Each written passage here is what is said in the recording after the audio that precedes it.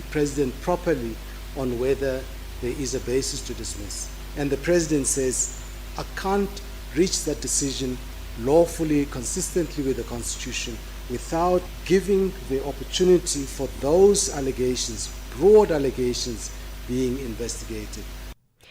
5 Home Affairs officials have been dismissed for offences ranging from fraud to sexual assault. This brings the total number of dismissed officials at Home Affairs between July last year and July of this year to 38. 8 officials have already been convicted and sentenced to prison terms ranging from 4 to 18 years, while criminal prosecution of another 19 is underway. Home Affairs Minister Leon Schreiber. These dismissals follow on the crackdown on a passport syndicate in Durban just last month, where 2 officials and 3 members of the public were arrested. These results demonstrate the growing success of Home Affairs in dealing with criminal syndicates both inside and outside the department. In just 12 months, we have already rid Home Affairs of 38 corrupt and delinquent officials. I repeat my warning to anyone involved in corruption. The days of defrauding this department or committing acts of sexual harassment or abuse while relying on long, drawn-out disciplinary processes are over. The chief whip in the Makhado municipality in Limpopo, Samson Baloyi, has been recalled from his position by the ANC. Baloyi has been accusing some municipal officials of fraud and corruption. Security guards stopped him from speaking to the media inside the municipal premises. He concluded his briefing outside of the premises. Baloyi denies that he's sowing divisions in the municipal council. The reason that is given that I is said to be recalled, it is that I'm told that I'm causing division in the municipality of the caucus of the ANC, which I deny and refuse.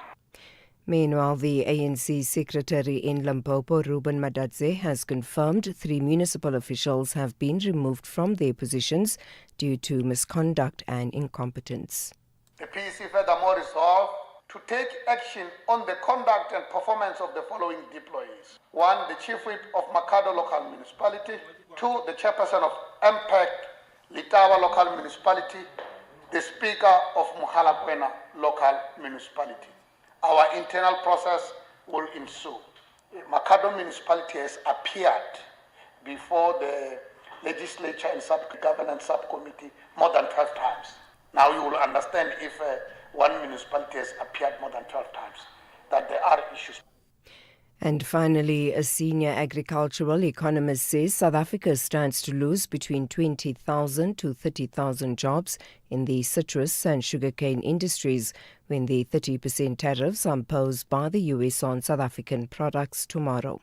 US President Donald Trump last month announced the tariffs were being imposed to address what he called long-standing trade imbalances and unfair market restrictions. Tabile Nkunjana, senior agricultural economist at the National Agricultural Marketing Council, says a number of provinces such as the Western Cape, Northern Cape, KwaZulu-Natal and Mpumalanga will be affected.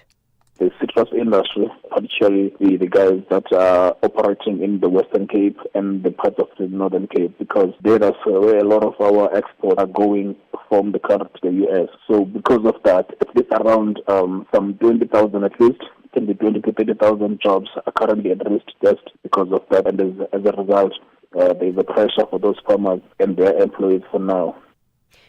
Recapping the top story, the Constitutional Court will today hand down its judgment in the long-drawn legal battle between Nkosana Makate and Vodacom.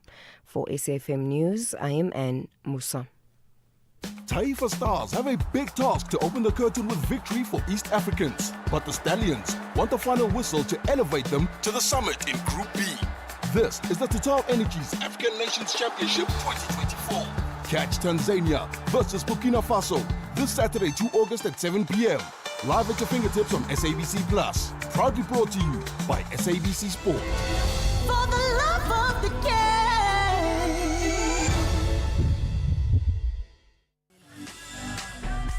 Hear the rhythm, feel the heat at the Imbaula Music Festival, where music, culture and community come alive. Tune in to Seasons with KG Mwekezi and the soundtrack of your life with Ernest Pillay, coming to you live from the Pretoria Botanical Gardens from 10 a.m. on the 2nd of August 2025.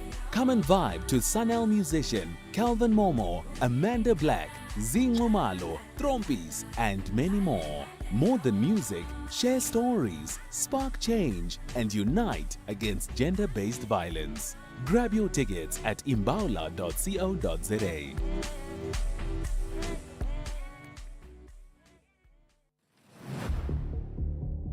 Gender-based violence is destroying lives and tearing communities apart. It happens in homes, in schools, at workplaces, and too often in silence. But it doesn't have to continue. If you see it, speak out. If you are hurting, reach out. Because doing nothing is not an option.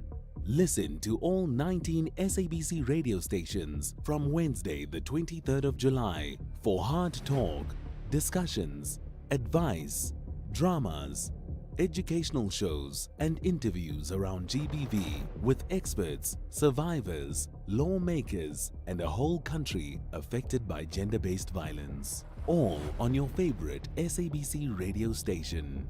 Call 0800 428 428 to report abuse or get help. GBV, it ends with you. This message is brought to you by the SABC.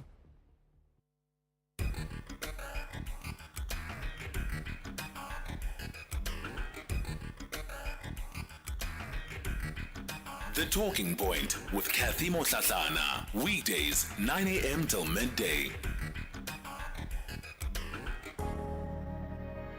So this story of a hummingbird, which I learned from Japan, is the story of a forest that caught fire. And it was a huge fire. And it was raging. And all the animals came out of the forest and stood by the edge of the forest.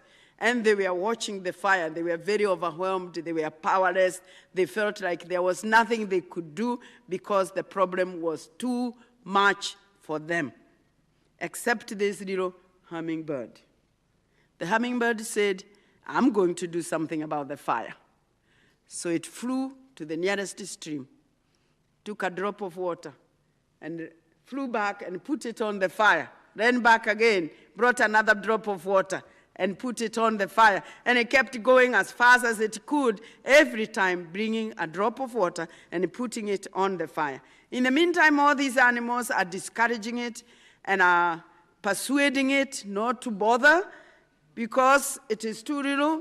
You have a beak is too little. You are bringing very little water. And some of the animals that are talking like that are the elephants with the big trunks, which could bring much more water, but the hummingbird just kept doing what it knew best without wasting any time. And to stop them when they said, what do you think you are doing? And the hummingbird said, I'm doing the best I can. And for me, and I hope for you, that's all we can do. Whoever we are, wherever we are, there is something in our lives that we can do. No matter how small it is, collectively, it will make a difference. So be a hummingbird in your community, wherever you are. Oh, do the best that you can. Those are the words of Wangari Maathai. She was a Kenyan social, environmental and political activist. Yeah, starting us off with very important words of wisdom, right? Don't look down on the little that you're able to do. It might look like progress is slow, but after some time, you will see the benefit of even the little steps and the little initiative that you put in. As long as at any given point, you can say it was the best that you could do. I loved that. It's 12 after 9 o'clock. A very good morning to you. Welcome to The Talking Point. My name is Cathy Mohlahlana, and I'll be with you until midday as we lead conversations that move us. Today is a Thursday, so we've got our Municipal feature standing by, and this will be during the 10 o'clock hour. We're going to be looking at the Umkhanyagude District Municipality that has been having some challenges. The Auditor General has raised alarm over instability at the municipality and just an inability to deliver on some of its core functions, including just being able to collect revenue, etc. The MEC has appointed an administrator for the Umkhanyagude District Municipality, but just yesterday, workers staged a protest preventing the administrator from coming into the office and really starting the work that administrators do. The workers say this is a municipality that is well functioning. It does not need an administrator. At least that's a faction of the workers that believes that.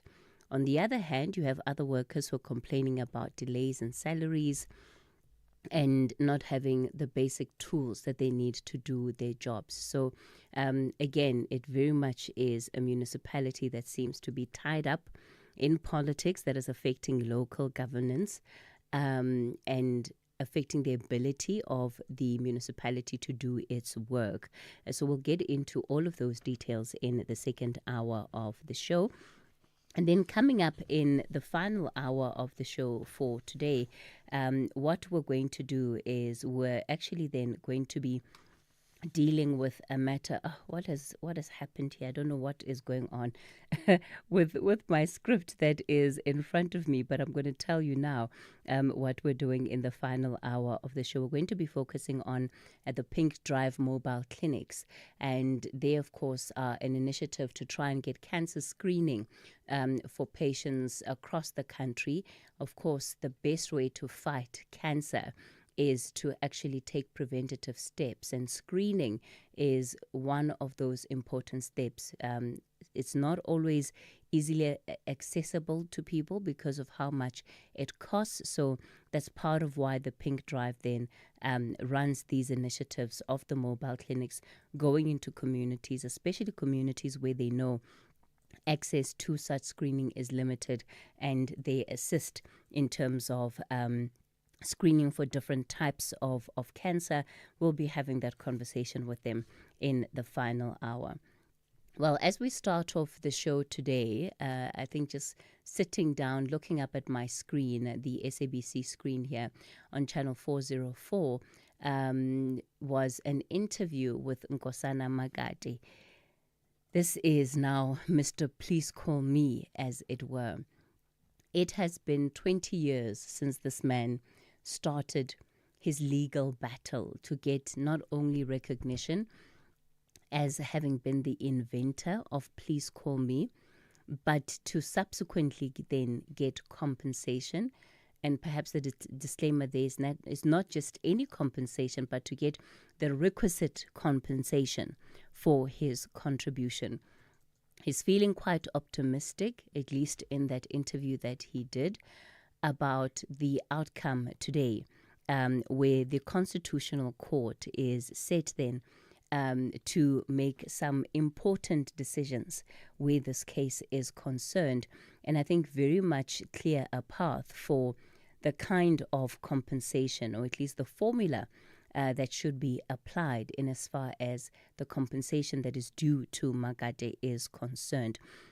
Some of the questions that the Constitutional Court then will have to answer is whether the Supreme Court of Appeal disregarded the true issues before it, with the result that there was a total failure of justice in breach of the rule of law and the constitutional right to a fair hearing.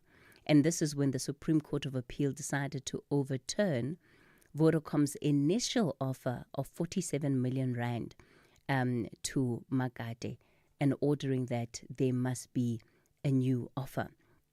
The Constitutional Court will also consider whether the Supreme Court of Appeal acted beyond its jurisdiction in setting aside and substituting the High Court's order with its own in the absence of a cross appeal. So Magate is hoping that after today, the pathway, at least in as far as how his compensation is to be calculated, will then be clear. But talk about a beak, right? if we're to go back to our opening, a hummingbird with a small beak pouring water slowly but surely, and everybody asking, what are you doing?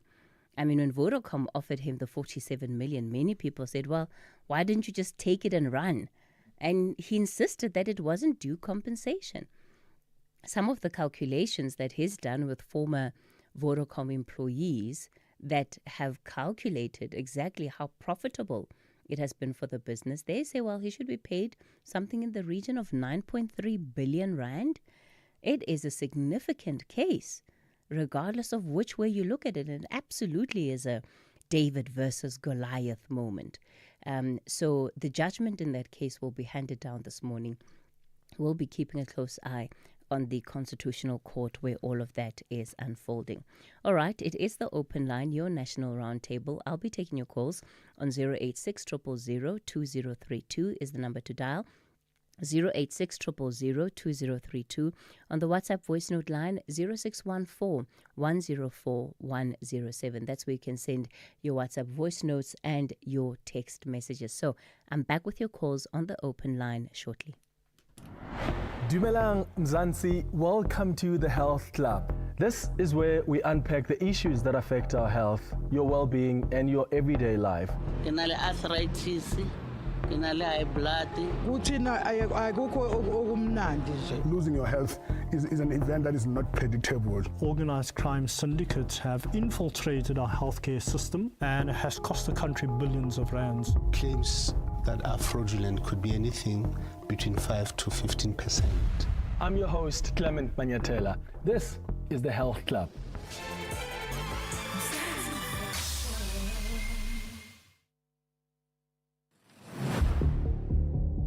Gender-based violence is destroying lives and tearing communities apart.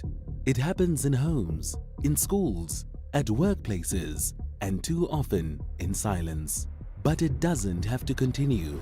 If you see it, speak out. If you are hurting, reach out. Because doing nothing is not an option.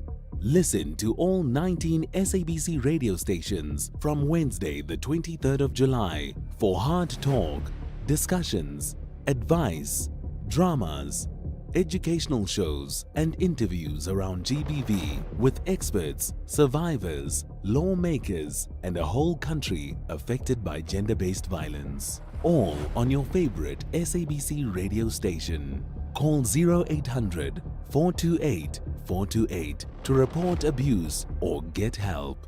GBV, it ends with you. This message is brought to you by the SABC. Hashtag SAFM Talking Point. Quite a long fight. How are you feeling this morning? No, I'm feeling a bit, relaxed. I'm hoping that the court, has taken a long time, 8 months now. Mm-hmm. We thought it would come sooner, but 8 months on. So I hope, and I'm sure that the judges will have applied their minds properly to the matter, and this will bring finality to the matter.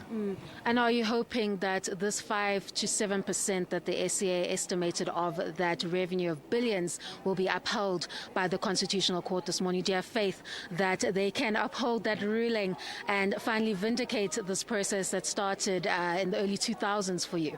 Yeah, no, I think the SCA did a lot of work. They did good work. And I think we expect the CC to also most likely align with what the SCA has done and provide some clarity and remove any ambiguities in that order that were present, which Vodacom brought to the Constitutional Court.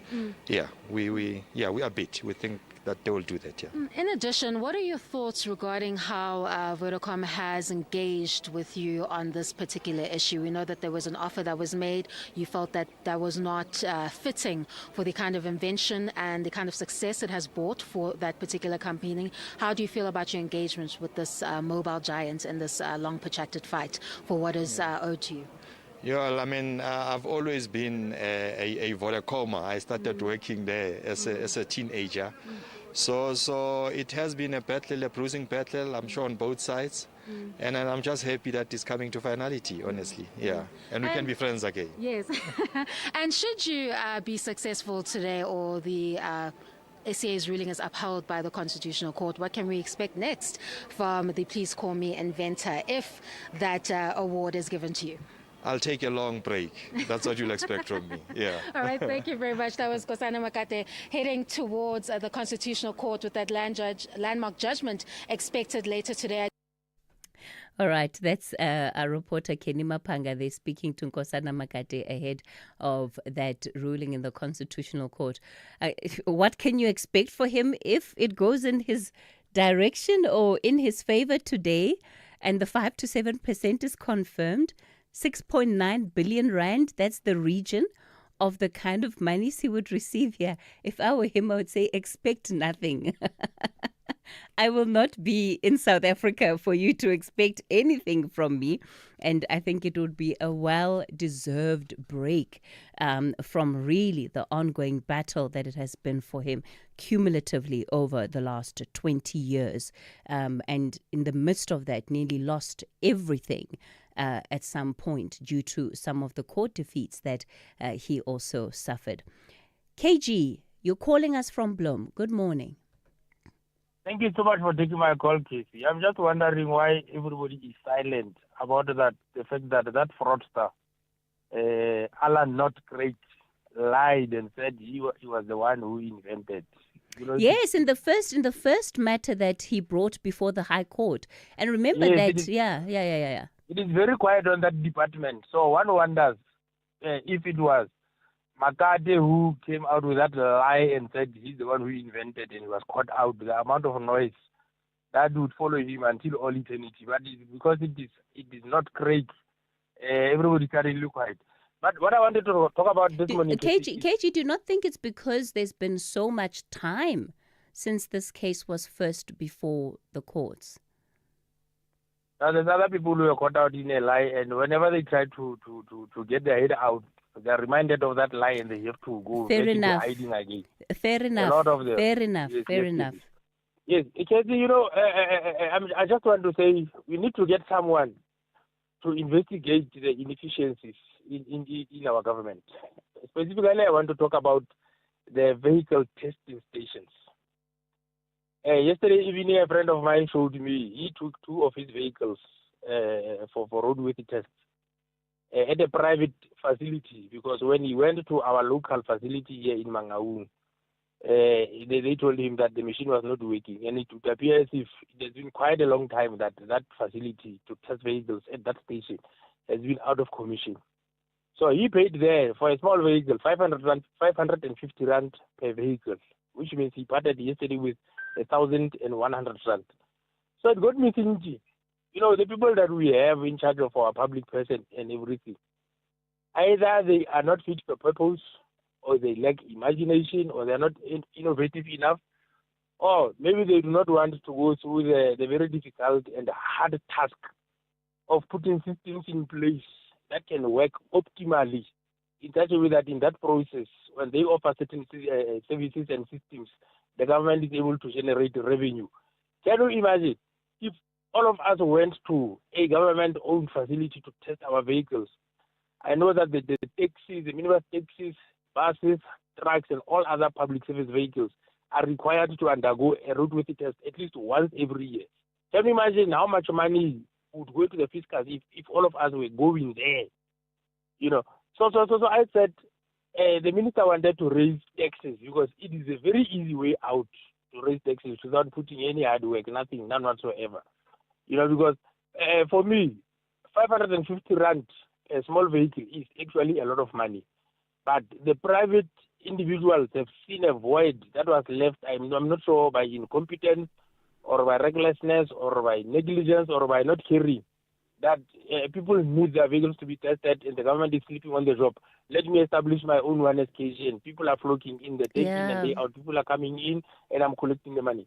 KG, one has to look at a general lack of care attitude where some of these issues are concerned. So if you think about it, if you are in an office or an institution where something that you use that's integral to the work that you do breaks down, when it's no longer working, there has to be a sense of urgency around getting it fixed. Why? So that you can continue to do your work.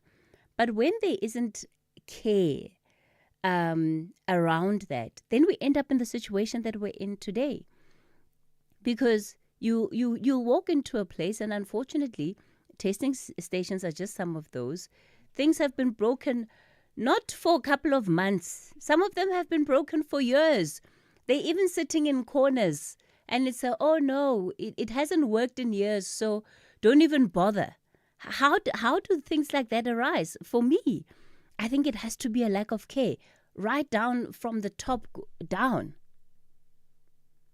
It is not rooted, and the beauty of it is this, né? There is people who are employed as vehicle examiners at that station who report for duty day in and day out. So they have become guests at their own workplaces. They go there, arrive there, spend the day, and then at the end of the day go home. But somehow we are told, no, the country is broke. There's no money, you must raise taxes, you must raise fuel, you must raise this, that, and the other.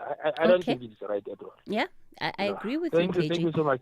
Thanks for calling in. And it's adding to the call that we received. It might have been yesterday, if not the day before. But it was also about the testing stations, and this time when people are actually getting their licenses, and just how rampant the corruption and the fraud continues to be. But nothing is done about it. It has to be a lack of care. People just don't care. They don't care that it's broken. They don't care that you're having to pay bribes. It's not their business. You must figure it out. Find another way of making it work. That, unfortunately, is the conclusion that we can take because of what we see in front of us. It's 9:30. Let me take the latest headlines. I'm back with more of your calls. Good morning, I'm Anne Musa. In the headlines, Rand Merchant Bank Chief Economist Cathy Mohlahlana says the USA's 30% tariffs on some local goods might influence the Reserve Bank's Monetary Policy Committee to leave the repo rate unchanged. The prime lending rate is at 7.25 basis points. The DA in KwaZulu-Natal says it will be on high alert ahead of the 2026 local government elections. The party says the province has a history of political intolerance. In December 2023, the party's chief whip of Umgeni Municipality was shot dead at his home in Howick. And the Constitutional Court will today hand down its judgment in the long-drawn legal battle between Nkosana Makate and Vodacom. I'll have details on these and other stories at 10. Harambee Stars want to shine at night with maximum points, while Central Africans, DR Congo, buy 3 points to settle in Group A. This is the Total Energies African Nations Championship 2024. Experience Kenya versus Democratic Republic of the Congo this Sunday, 3 August at 2 p.m. Live at your fingertips on SABC Plus. Proudly brought to you by SABC Sport. For the love of the game.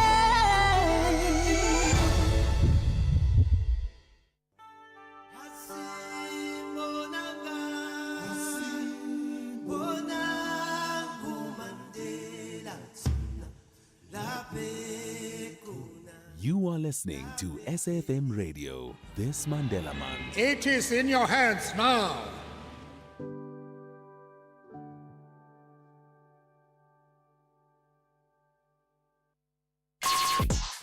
Call us on 086 000 2032.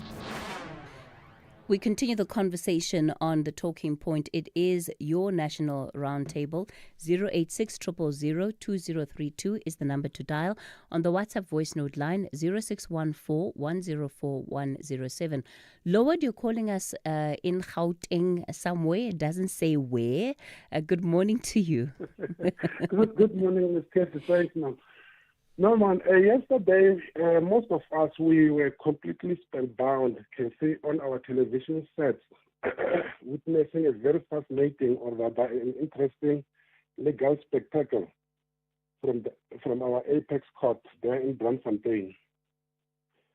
There are a few points that I have to make, Cathy, from witnessing that spectacle, as I can call it.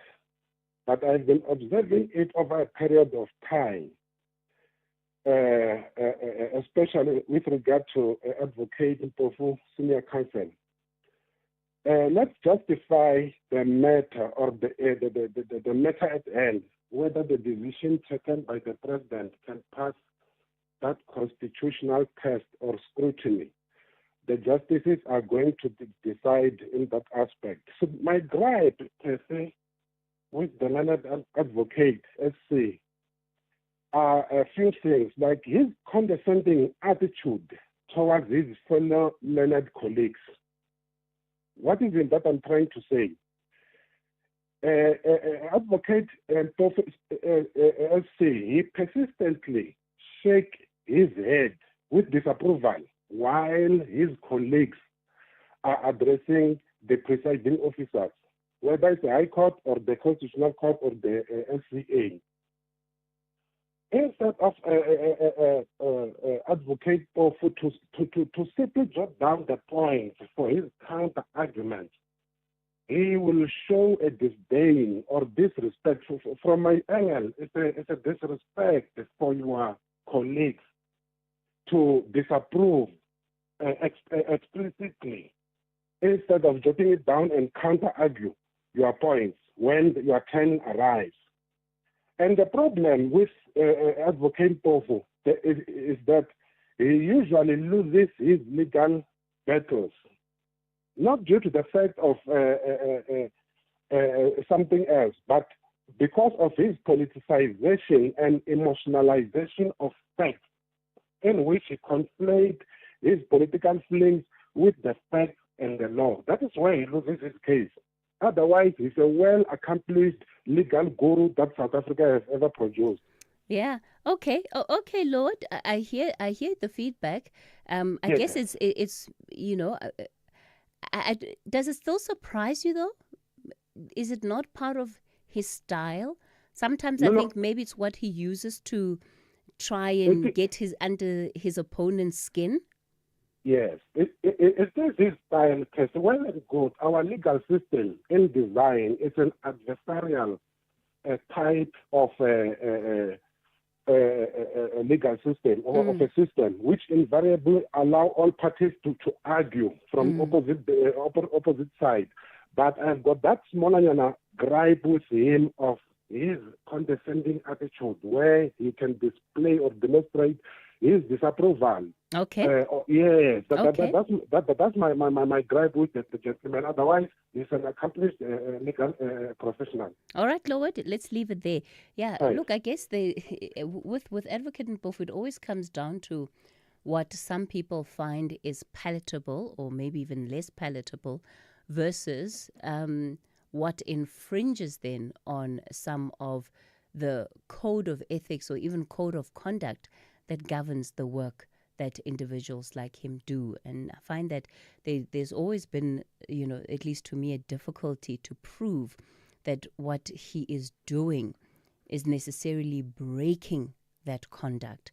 And that's why you've seen the back and forth that he would often have to deal with. And then, the threats that people are going to go and open matters against him with the LPC. And then it doesn't happen because it might not be savory, but it doesn't make it wrong per se. Neje, you're also in Bloom. Good morning. Good morning, Cathy, and to your listeners. Cathy, I'm confident about the commission. So, Mr. Ramaphosa suspended Minister of Police, Mr. Mkhulu, and appointed Mahlanga Commission of Inquiry. He did the good job. So, Cathy, how can you dismiss a person without conducting in investigation? How can Cathy? Yeah, Najed, that's part of the question that the court is going to answer, right? Yeah, Cathy. But Cathy, bear in mind that the whole legal system based on innocent until proven guilty, as well a balance of probability ought to be done based on evidence placed before the Commission of Inquiry to determine if the person is guilty or not. Yeah. And those are the basics, right? That's those are foundational matters. Look, I don't know if the parties involved should come forward and state their set of stories. Okay. All right, Neje, let's leave it there. All right, thank you, Cathy. Thanks for the contribution. There are quite a few legal practitioners who were sharing their own views on the matter before the Court, and one view that struck me was around how the Court should have just dismissed this matter and not heard it, especially because it's still a question of whether this case should even be heard by the Constitutional Court. Certainly a view among some that the Constitutional Court is too quick to hear some of these matters because the legal grounds on which they're being argued are simply not solid enough, or they're not worthy of the Constitutional Court's time. Zola, you're in Bloom. Good morning. Jeez, where's everybody in Bloom coming from today? Bloom is on fire, Cathy. Yeah, evidently. Yes. Cathy, my issue is about the case of Nkosana. He's in the Constitutional Court, the judgment today. It is my prayer that justice is done. Nkosana is given what is due to him. He did a very good job. Vodacom benefited out of his wisdom. What surprises me, the political parties like your EFF, your MKs, who always say, shouting for like economic empowerment and so on, are quiet. They are not applying any pressure to Vodacom. The young man is on his own, so we give him our support and we say, Vodacom, do what is good for the young man. We have benefited. It's not about ourselves, but we need to rally behind our own. I'm rallying behind him and say, I pray that the Constitutional Court rule in his favor. That's all I want to say, Katie. And Zola, I often think about how political parties make decisions about which matters to get behind and which ones to sort of leave. And I always think about, ultimately, of course, it has to serve their interest, right? And in a matter like this, would giving support not mean that they are sure of what they're going to get out of it, i.e., if you get 6.9 billion, we need to have a piece of the pie. Because if we don't have a piece of the pie, then why are we going to mobilize at our cost for you? And I know it's a very cynical and pessimistic view, but I've already disclaimed that, when it comes to politics, I certainly do not give anybody the benefit of the doubt. Yeah. Quickly, all I'm saying is that Viva Nkosana, you must be given what is due to you. You are our own, we support you. And I can go further, even not to subscribe to Vodacom, and encourage those who are doing that to say, if you cannot give an African child what is due to him, why should we support you as Vodacom? Do what is right. There's nothing wrong. And they're not going to lose much if they give. They're making billions, if not trillions, Katie. Thank you very much. All right, Zola, thanks for that. Vincent, you're in Johannesburg. Good morning. Good morning, Sis Katie. Hello? Good morning, Vincent. You're live on the radio. Oh, thank you, Sis Katie. I hope you're well. I'd like to talk about the proceedings that were happening yesterday at the Concord. And as I was listening to the arguments there, I also got to pick up something peculiar, though I usually don't agree to what Mr. Ramaphosa usually does. But yesterday, when I heard his argument, what he then said later, that he also wanted, you could not just have fired Mr. Mtunu because of what he has heard before. You also even hear the other side of the story. I also put it within my own shoes that if it was you, Ms. Mohlahlana, there at SABC, they just heard that you did something wrong, then they just fire you, or wherever I'm working. they just tell me that, no, Vincent, we fired you because we have had such allegations against you, then it wouldn't be proper, and also I would not be happy about it. So when he said it was better that he would not fire Mr. Mchunu, but you also just to suspend him, not on that special leave, but just a suspension. Okay. So Vincent, in as far as the arguments then that were made before the court, who do you think made the stronger legal argument? It was Mr. Mpofu. Though Mr. Mpofu always looks like he is arrogant and charging and victimizing. I heard at one time when the judge made a joke out of him that no, he should be. He looks like he's angry at her. Then so those kind of that you'll be charging, but he was presenting his case nicely, and also. There's also one other thing that he was asked by this white judge, who then asked him that, say you say you are accusing your clients are accusing the judiciary, as you have just spelled out, but we also have come out here to the judiciary to hear your case, the same people that you say are complicit in these allegations by Mr. Mkhwanazi.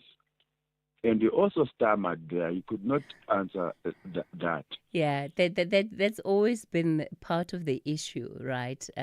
Including when the MK party announced that they were going to be taking this matter to the court. Yeah, let's see what the Constitutional Court says, Vincent. Yes, then the last one says, Kate. Very quickly, please. Yes, I don't know. I stand corrected. Remember the Mutlante Commission in Zimbabwe after those contested 2018 elections? Yes. Yes, and they had the guts, or there was that window for the country to hire or to ask for another former president of another country to come into another country to lead a commission. So my suggestion and my bone of contention on Mr. Ramaphosa is why sometimes when you get to think of these commissions of inquiry, why should he not put it onto the parliament, that the parliament choose who should chair the commission and whatever, than himself saying I'm commissioning a commission of inquiry and it will be chaired by who. Yet the answer, I also get to think that before he gets to appoint those, you first talk to him. And when they meet and when they talk, what will they be talking? Isn't it also proper that they get someone from another country to come and do just like as Mr. Matlanto was asked to do in Zimbabwe?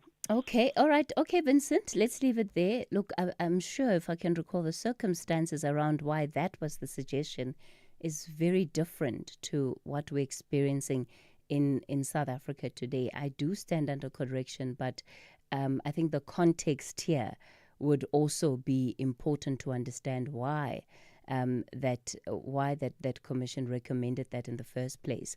Mandla, you're out in Cape Town. Good morning. Yeah, good morning, my sister. Cathy, it's very sad listening to the ANC morally bankrupt leaders when talking about these tariffs brought by America, and they are saying that now we'll find alternative markets. And you ask yourself, which are those markets? Because there's companies, automobile manufacturing companies, that export their vehicles to America. They export luxury cars, which Africa does not have market for luxury cars. That's why in the first place they had to export to America. So meaning that the 100,000 plus people who are going to lose their jobs, they will remain unemployment for the next 10 to 20 years to come. You know, we've got families here in South Africa, Kathy, men who are living on child support grants. What does that do to the dignity of that man that cannot support his family? Instead, he's depending on a child support grant that is meant to support a child. And ANC people leaders doesn't care because they've never experienced poverty since 1994. They don't know how poverty looks like. They don't know how unemployment looks like. They don't have immediate family who are unemployed. They don't have friends and relatives who are unemployed. Their sons and daughters are swimming in millions and millions of rands. Mashatile, Ramaphosa, Mantaki, and all of the ANC leaders. That's why they act irresponsibly. Don't care for the 12 plus million unemployed South Africans who will remain unemployed for many years to come. You know, when they take Israel to ICJ, they are telling us that they care for human rights and all that nonsense. And you ask yourself, the Dalai Lama of Tibet, he's in exile from 1959. He was 23 years old when he went to exile in India. He's still there. He's still in India, living there in exile. And China annexed Tibet in 1959. Now the ANC is quiet about China annexing Tibet. And now they refused Dalai Lama a visa to come to South Africa 3 times, 2009, 2011, and 2014, because they are pleasing China. They are taking orders from China. And then they tell us now it's about sovereignty. America cannot tell us what to do. Why do you listen to China? Why do you take orders from China and you won't take orders from America and you tell us it's about sovereignty? Why this sovereignty is pick and choose? Yeah. And Russia annexed part of Ukraine in 2014. Ramaphosa, instead of calling Russia to order to come out of Ukraine, he goes there and say, oh, you my friend, Putin. What nonsense is that? Double standard. When Jacob Zuma was in Morocco recently, the ANC people were up in arms. Now we stand with people of Sawari. We stand for equality and all that nonsense. Why they don't do that when it comes to Taiwan?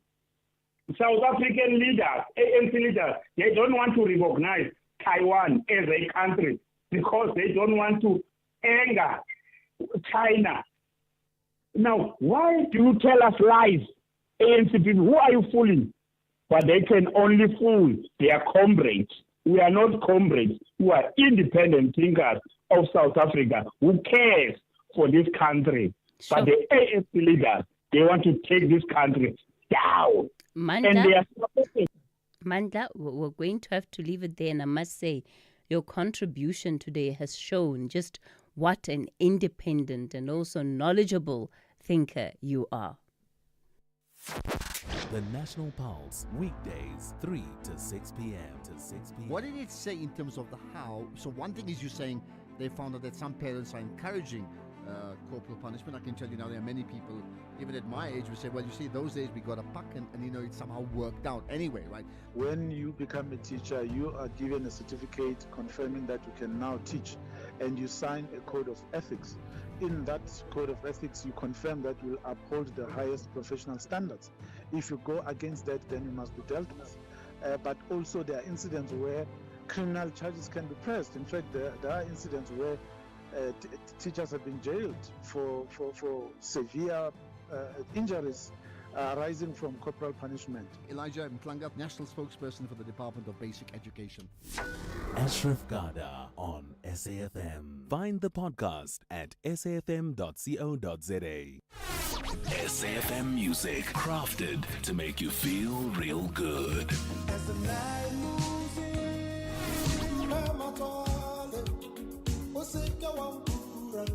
Handpicked just for your pleasure.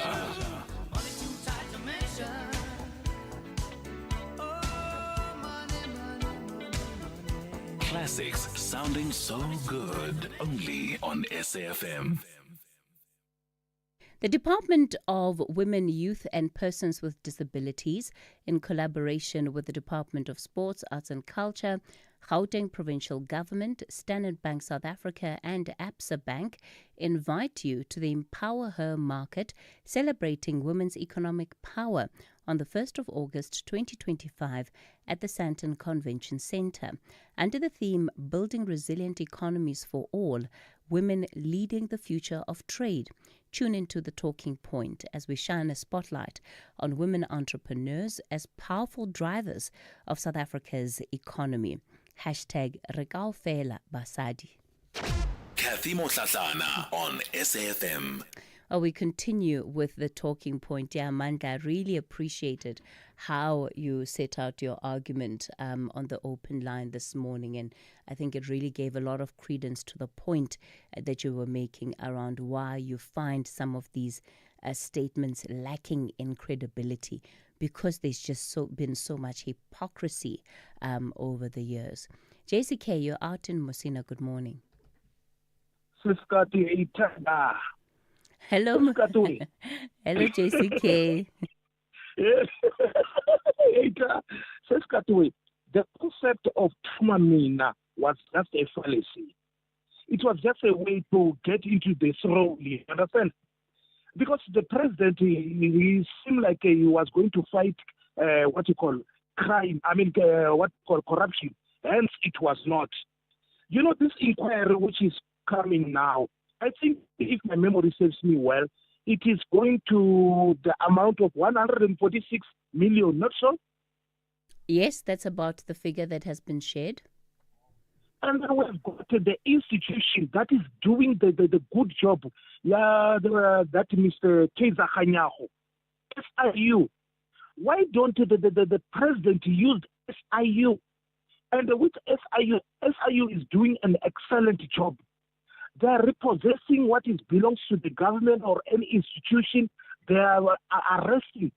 And that institution, SIU, is going to cost us, taxpayers, less money. And it is going to be a job. State capture didn't work. This one coming, the inquiry, this is one which is coming. What is it going to serve? I don't think it's going to give us any purpose. And it's going to drag for a long time till we forget about it, like state capture. I think it's time now.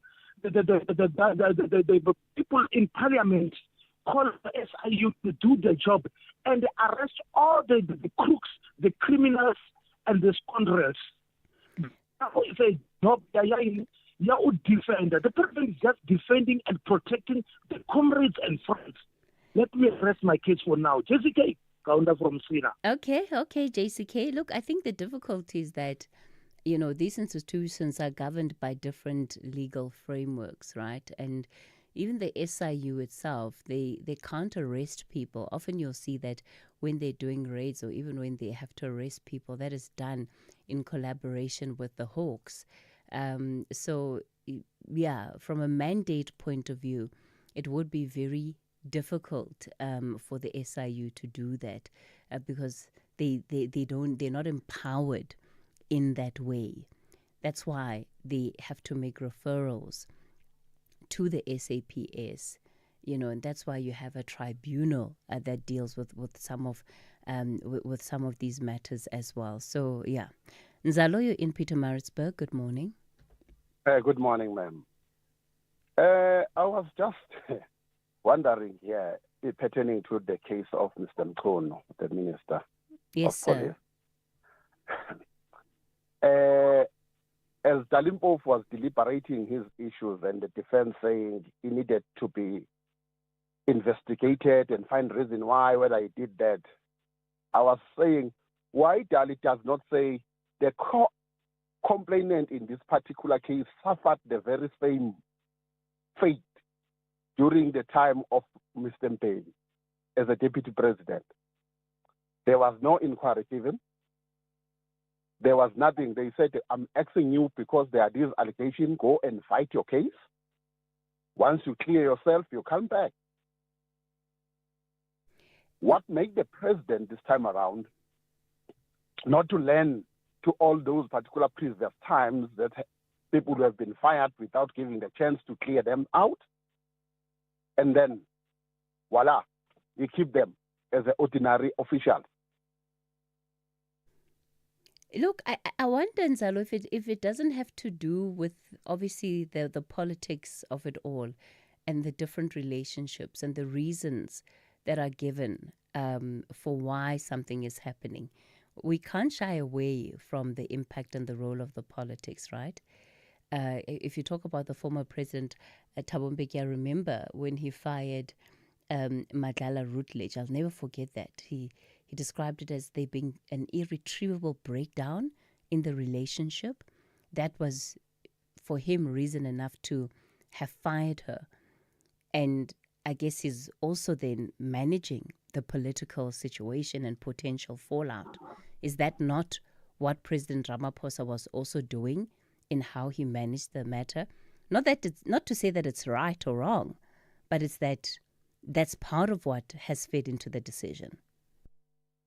You see, as you write it fully so, if you think about how the former president himself was dealt with in that particular regard, all those particular people, they're never given a chance to deal with those particular issues and able to to plead their case. Even the internal people within the ANC, if you take the former SG, he was also axed, haven't had his day in court. So when you seek to say the ANC or the president this time around is shielding this particular person, it sticks to the narrative that is set by Mr. Machel, when he says this particular person has got important documents as a person who was dealing with the CR17 in Natal and stuff like that. So one seeks to say when it suits the president, he takes a certain direction. When it doesn't, he takes a certain direction. For those particular people who come on air and tell us about everybody needs to be innocent until proven otherwise, I do not know when do we able to use that particular language in South Africa. Look, Nzalo, does it not all come down to what the president is legally empowered to do?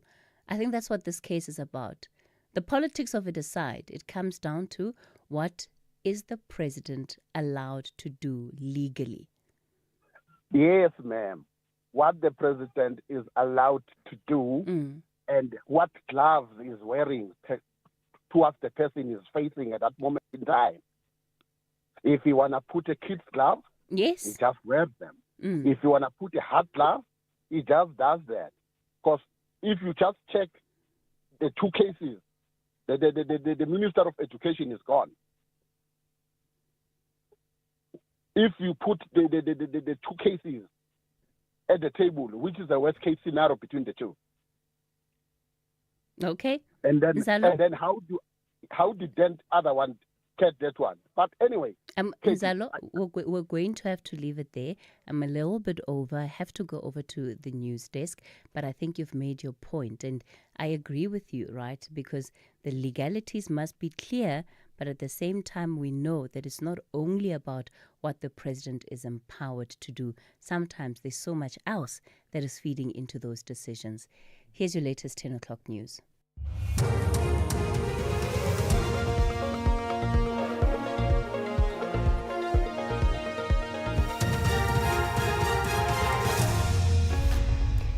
In our top stories, MPC's decision on interest rates to be announced, and fire destroys 5 classrooms at a Free State school. Good morning.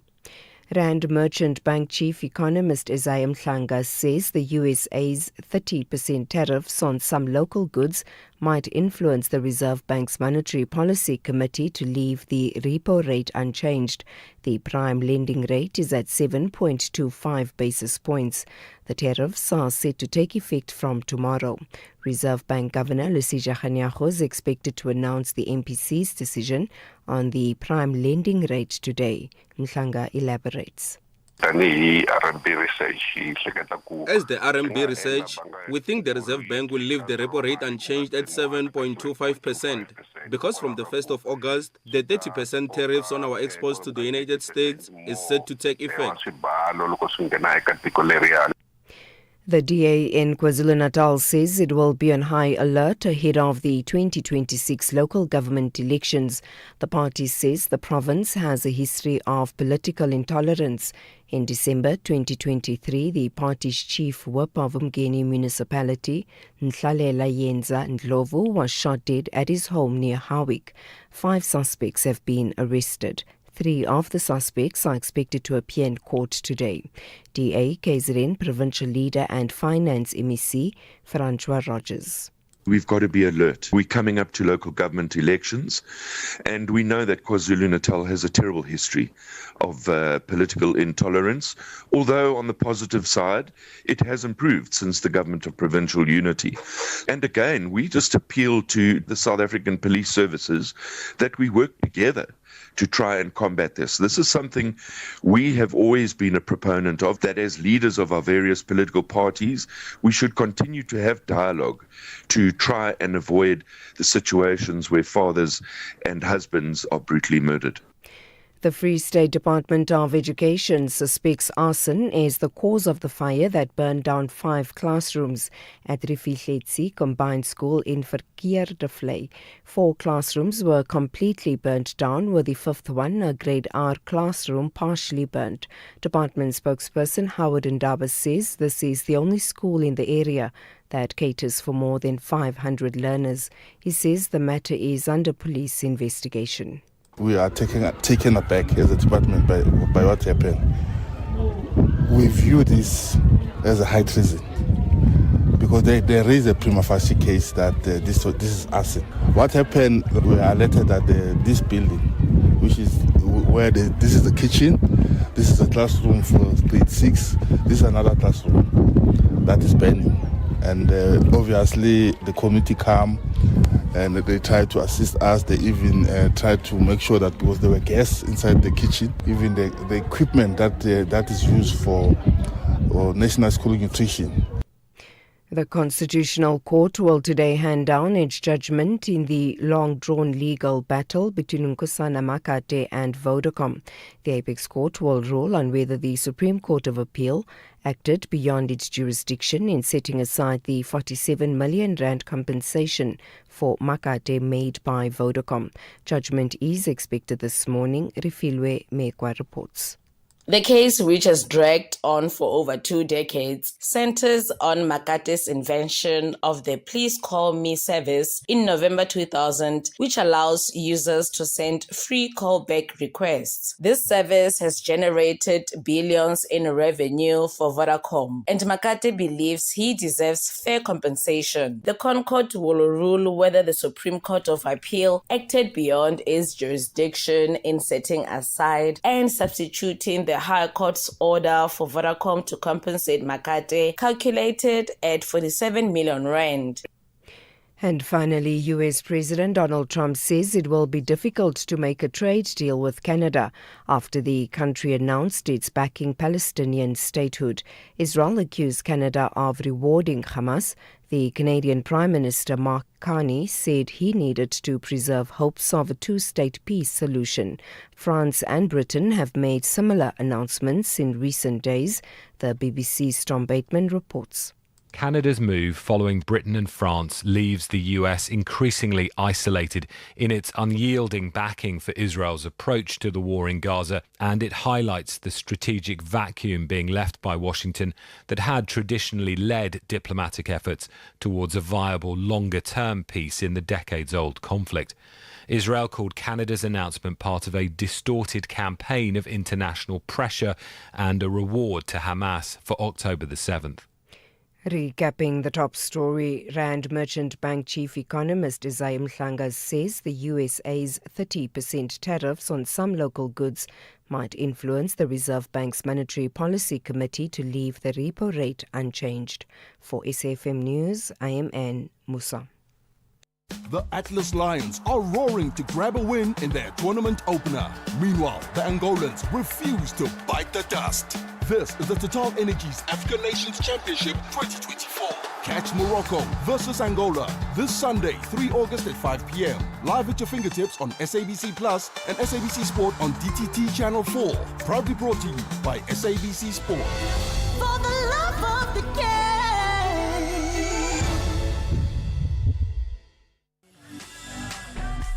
Hear the rhythm, feel the heat at the Imbaula Music Festival, where music, culture and community come alive. Tune in to Seasons with KG Mwekezi and the soundtrack of your life with Ernest Pillay, coming to you live from the Pretoria Botanical Gardens from 10 a.m. on the 2nd of August 2025. Come and vibe to Sunel musician Calvin Momo, Amanda Black, Zingo Malo, Trompis and many more. More than music, share stories, spark change, and unite against gender-based violence. Grab your tickets at imbaula.co.za.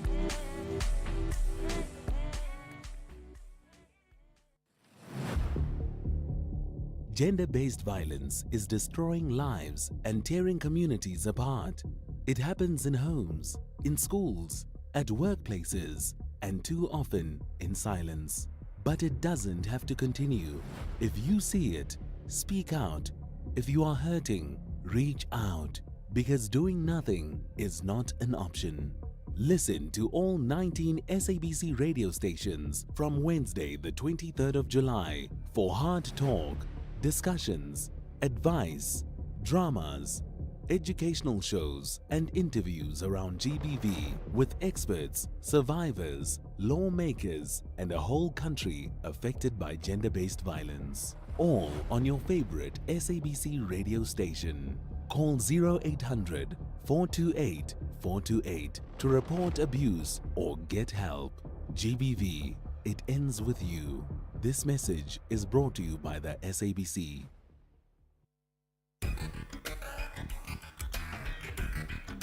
The Talking Point with Cathy Mohlahlana. Weekdays, 9 a.m. till midday.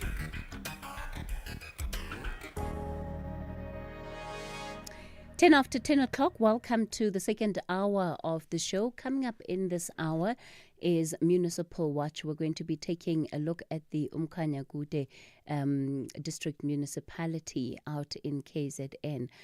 As that happens, we're of course also keeping an eye on the Constitutional Court ruling, where the court is expected to make a finding in as far as the Nkosana Makate matter is concerned. That's the Please Call Me matter with Vodacom. I see that it is a full court today, a full gallery, including the presence of eminent individuals, including the former president, Thabo Mbeki, who is in court for this particular judgment being handed down. I actually want us to go to the Constitutional Court now. I think that's the best thing to do. As the court sits, let's take you live to the Constitutional Court. Of course, we won't be able to bring all of it to you, but certainly a significant portion of it. You will hear then the voice of Deputy Chief Justice Madanga, who is going to be setting the ground in as far as how things are going to work in the reading of today's judgment. Final draft, and that's what he's trying to do now, to get the very final order ready, which is pretty much good to go. There we go. All right. Apologies for that. We're plugged into SABC channel 404, so let's take you to Justice Madanga. 47 million rand was reasonable compensation for Mr. Makate. Dissatisfied, Mr. Makate took the CEO's determination on review to the High Court of South Africa, Gauteng Division, Pretoria. The High Court found in Mr. Makate's favor and ordered a remittal of the determination to the CEO subject to certain parameters. Vodacom appealed to the Supreme Court of Appeal, which dismissed the appeal. The Supreme Court of Appeal also substituted the High Court order with its own. A part of the Supreme Court of Appeal order that is worth highlighting is a portion that read as follows. I'm paraphrasing. Mr. Makate was entitled to 5% to 7.5% of the total revenue share of the PCM product, together with moral interest thereon. Alternatively, interest in terms of the prescribed rate of interest at 55 of 1975, and that the total revenue of the PCM product should be calculated according to the computation models for compensation proposed by Mr. Makate. Vodacom has now appealed to this court. Its main argument against the Supreme Court of Appeal's judgment is twofold. First, the Supreme Court of Appeal acted beyond its jurisdiction by substituting the High Court order with an order of its own in circumstances where Mr. Makate had not cross-appealed against the order of the High Court. The Supreme Court of Appeal thus determined an issue that was not before it in breach of the rule of law and the right to a fair hearing protected in Section 34 of the Constitution. Second, continues the argument, there were several seriously disputed issues in respect of which swaths of evidence were adduced and written and oral argument presented by both parties, all of which were disregarded or misunderstood by the Supreme Court of Appeal. This, according to Vodacom, amounted to disregarding the through issues that had to be decided by the Supreme Court of Appeal. Vodacom concludes this second argument by submitting that the Supreme Court of Appeal's disregard of the real issues on appeal constitutes a total failure of justice in breach of the rule of law and violates Vodacom's constitutional right to a fair hearing. Mr. Makate counters that Vodacom's application does not engage this court's constitutional or general jurisdiction and that therefore we must not entertain it. Mr. Makate argues that the Supreme Court of Appeal did not exceed its jurisdiction as the substitution issue was pleaded before the High Court and as it was relevant to the proceedings before the Supreme Court of Appeal. As a result, the appropriateness of that substitution was fully ventilated by the parties before the Supreme Court of Appeal. Mr. Makate further argues that the Supreme Court of Appeal did not disregard or misconstrue the evidence or issues that it had to decide. The judgment of this court penned by me is unanimous. It is concurred in by Maya C.J., Majid J., Matopo J., Shantla J., Rogers J., Sigobin A.J., Theron J., and Chikri J. This court has agonized over Vodacom's submission about a court's disregard of facts giving rise to a total failure of justice.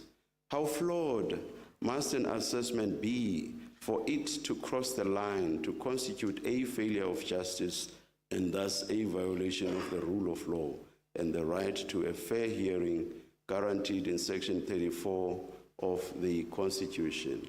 Put differently, what is the threshold above which our constitutional jurisdiction is engaged? In what circumstances does the assessment fall short of that threshold so as to be hit by the Busak or Mbata principle to the effect that dissatisfaction with a court's assessment of facts does not engage our jurisdiction? On the face of it, Vodacom's argument seems to take us to a slippery slope that will result in the reach of the Busak and Mbata principle being difficult, if not impossible, to implement. Will that principle not be unacceptably attenuated? Whatever the attendant difficulties, is the real question not whether there has been a total failure of justice? In this context, I am not concerned with esoteric debates about what justice is. I am concerned with justice in the sense of a reasonable expectation that within the bounds of human fallibility, courts will do what is expected of them. Justice and indeed the court process are not about perfection. Courts are not to be held to some abstract standard of perfection. It is unsurprising that in the case of Bennett, this court held that judicial officers are not superhuman beings who do not make mistakes. This is why there is an appellate process to correct mistaken findings on law or facts. But there are errors in the assessment process that are so fundamental as to go beyond this ordinary level of human fallibility. And those are errors that are so far-reaching as to result in a total failure of justice, in the sense that a court ends up failing fundamentally to decide the case before it. It fails totally to consider the case before it. This I call the duty of proper consideration. This duty is closely related to the duty to give reasons. That is so because it is in the reasons or lack thereof that we can assess that there has been a failure to discharge the duty of proper consideration. It should matter not that this failure may manifest itself through an improper factual assessment. What is important is that the flaws in assessment must be so fundamental and pervasive as to vitiate the court's judgment. Once vitiated by flaws of this nature, a court's decision is a non-decision. Without a decision, a court will have failed in its very raison d'etre. Is there support for this proposition? Definitely not in South Africa. This is new ground within South Africa's jurisprudence. What about elsewhere then? Authority that is on point is to be found from the jurisprudence of the European Court of Human Rights, the ECHR. On point because the jurisprudence also deals with the right to a fair hearing contained in Article 6.1 of the European Convention on Human Rights, which protects the right to a fair hearing. In Zaidov versus Azerbaijan, the ECHR held that the convention is intended to guarantee not rights that are theoretical or illusory, but rights that are practical and effective. The right to a fair trial cannot be seen as effective unless the requests and observations of the parties are truly heard. That is to say, properly examined by the tribunal, close quote. I accept this holding. This holding ties in with Vodacom's complaint that the Supreme Court of Appeal did not truly hear or properly examine the facts and issues before it. The question that remains is whether there is substance in Vodacom's claim.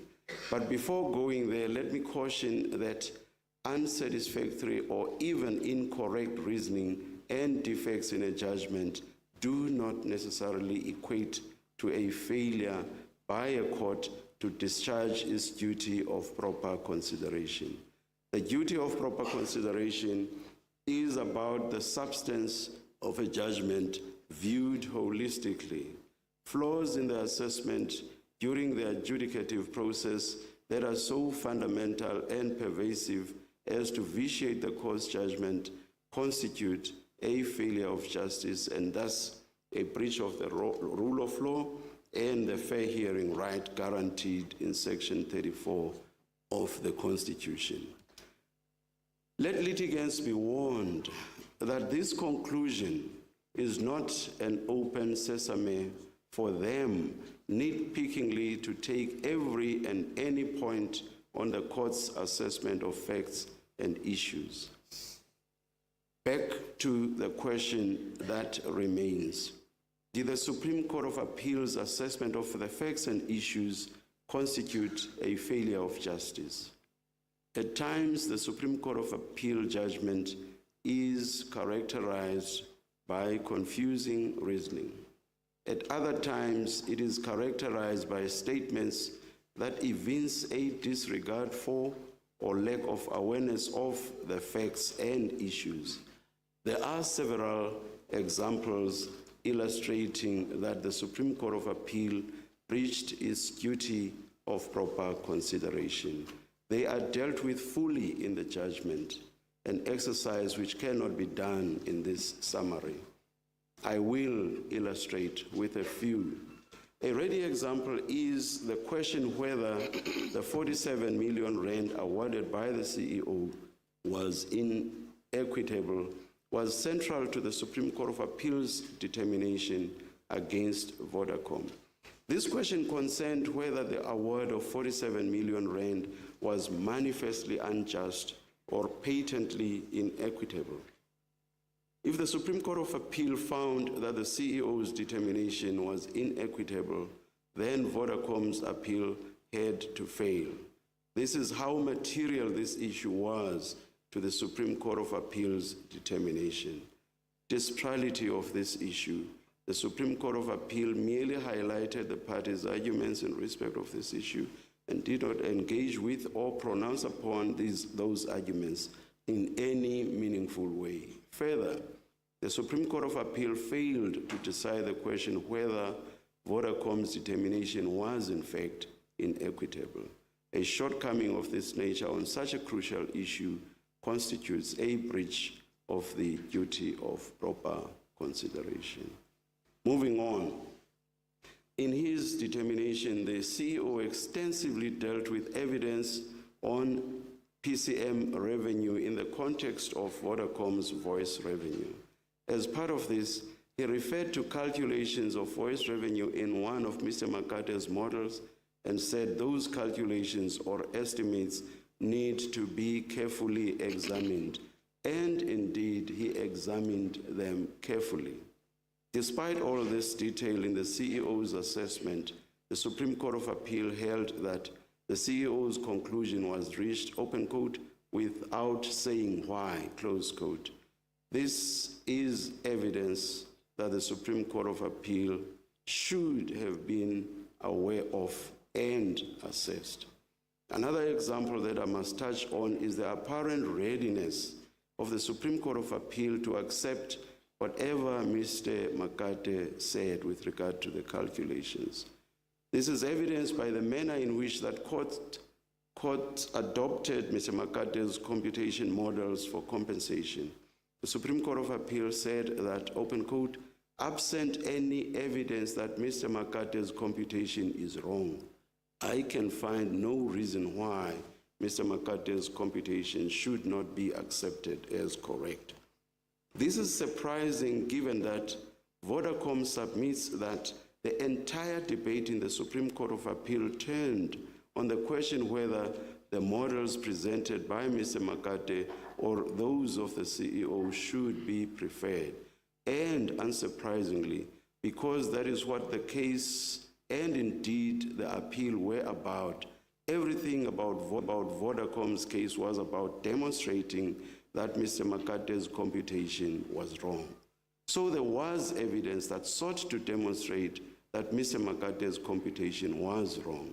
Whether or not Vodacom succeeded in this regard is something else and on which we do not have to make a pronouncement.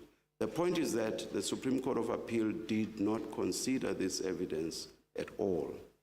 Here is the final example. The Supreme Court of Appeal also appears not to have considered the substantive content of the substituted order it granted in favor of Mr. Makate.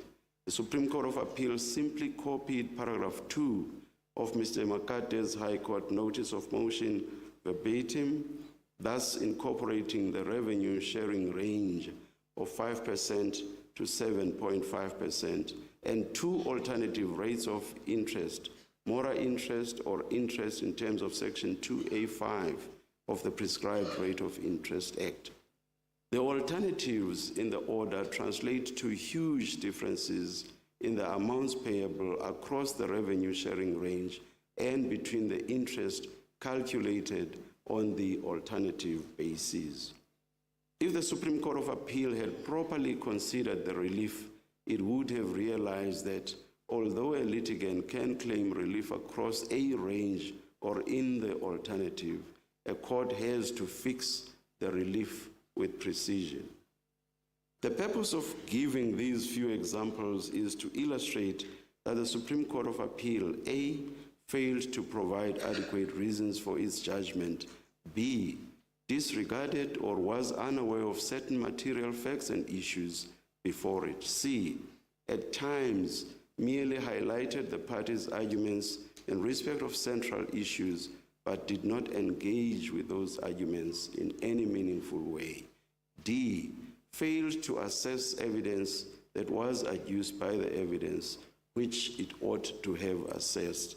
And E, readily accepted whatever Mr. Makate proffered without explaining why it did so. Based on these holdings, I conclude that the Supreme Court of Appeal failed to discharge the duty of proper consideration. This failure violates the rule of law and the fair hearing right protected in Section 4 of the Constitution. Must we deal with the ground of appeal on the lack of a cross appeal? Ordinarily, we would not have to. That is so because what I've just held on the failure of justice point is dispositive of the appeal. But I feel that this court must have the last word on this ground. That is so because the manner in which the Supreme Court of Appeal dealt with the issue underlying this ground, i.e. upsetting the order being appealed on an issue in respect of which there was no cross appeal, will be considered binding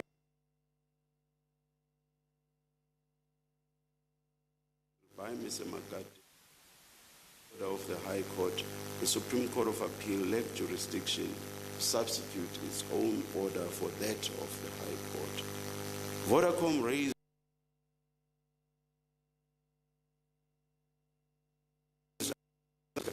not necessary for us. All right, apologies for that. We seem to have technical gremlins creeping into some of our systems. What a pity. Okay, so there then is where we're going to unfortunately pause things in this special sitting of the Constitutional Court. Earlier, as we went into that courtroom, I highlighted that, it was a full public gallery. You also had very eminent people in the room. That is not because of the Makate case, but it is because this is the final judgment that Justice Madlanga will be giving at the Constitutional Court before his retirement. So there is then a ceremonial sitting that is also taking place this morning. So this is going to be his final matter. You can hear already that things are not looking good, in particular for Nkosana Makate, where he hoped the Constitutional Court would bring finality to exactly how he should be compensated. The court effectively saying, that's not what is in front of us to deal with. We have to deal with whether the Supreme Court of Appeal acted in the interests of justice, and whether they discharged their duties in a way that didn't infringe on the rights of the appellants, which is Vodacom in this matter. And as you've just heard, the court finding that, in fact, the Supreme Court of Appeal did fail to discharge proper consideration, and that they didn't give adequate reasons for their judgment. They didn't engage in some of the arguments that were brought before it. So, not looking good at all for Mr. Makate right now. We'll take you to the latest news headlines, and then on the other side of this, we'll get into Municipal Watch. Thank you, Cathy, on the news headlines on SAFM. I am Ondilambana, and a very good morning. Police have dismissed what they say is misleading and false information, claiming that kidnapped Pretoria businessman Jerry Bushuga has been found dead. The SAPS has confirmed that investigations into Bushuga's kidnapping is at an advanced stage, and the businessman has not been found alive nor deceased.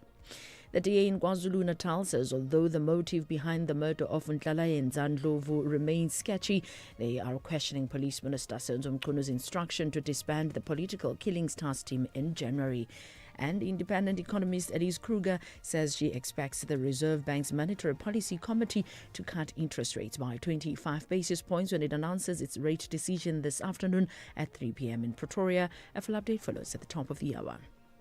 Taking a look at your markets this morning, the rand is currently trading at 18 rand 01 to the dollar, 23 rand 87 to the pound, and 20 rand 62 to the euro. Markets in Asia were mixed at the closing bell. The JC is mainly lower in mid-morning trade. Markets in Europe are trading higher. Gold is trading at $3,305, platinum $1,306 per ounce. The price of Brent crude oil is at $73.45 a barrel.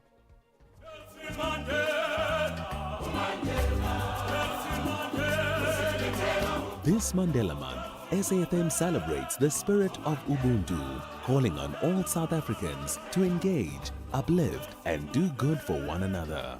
Let's share what we have, lend a helping hand, and honor Madiba's legacy through kindness and action.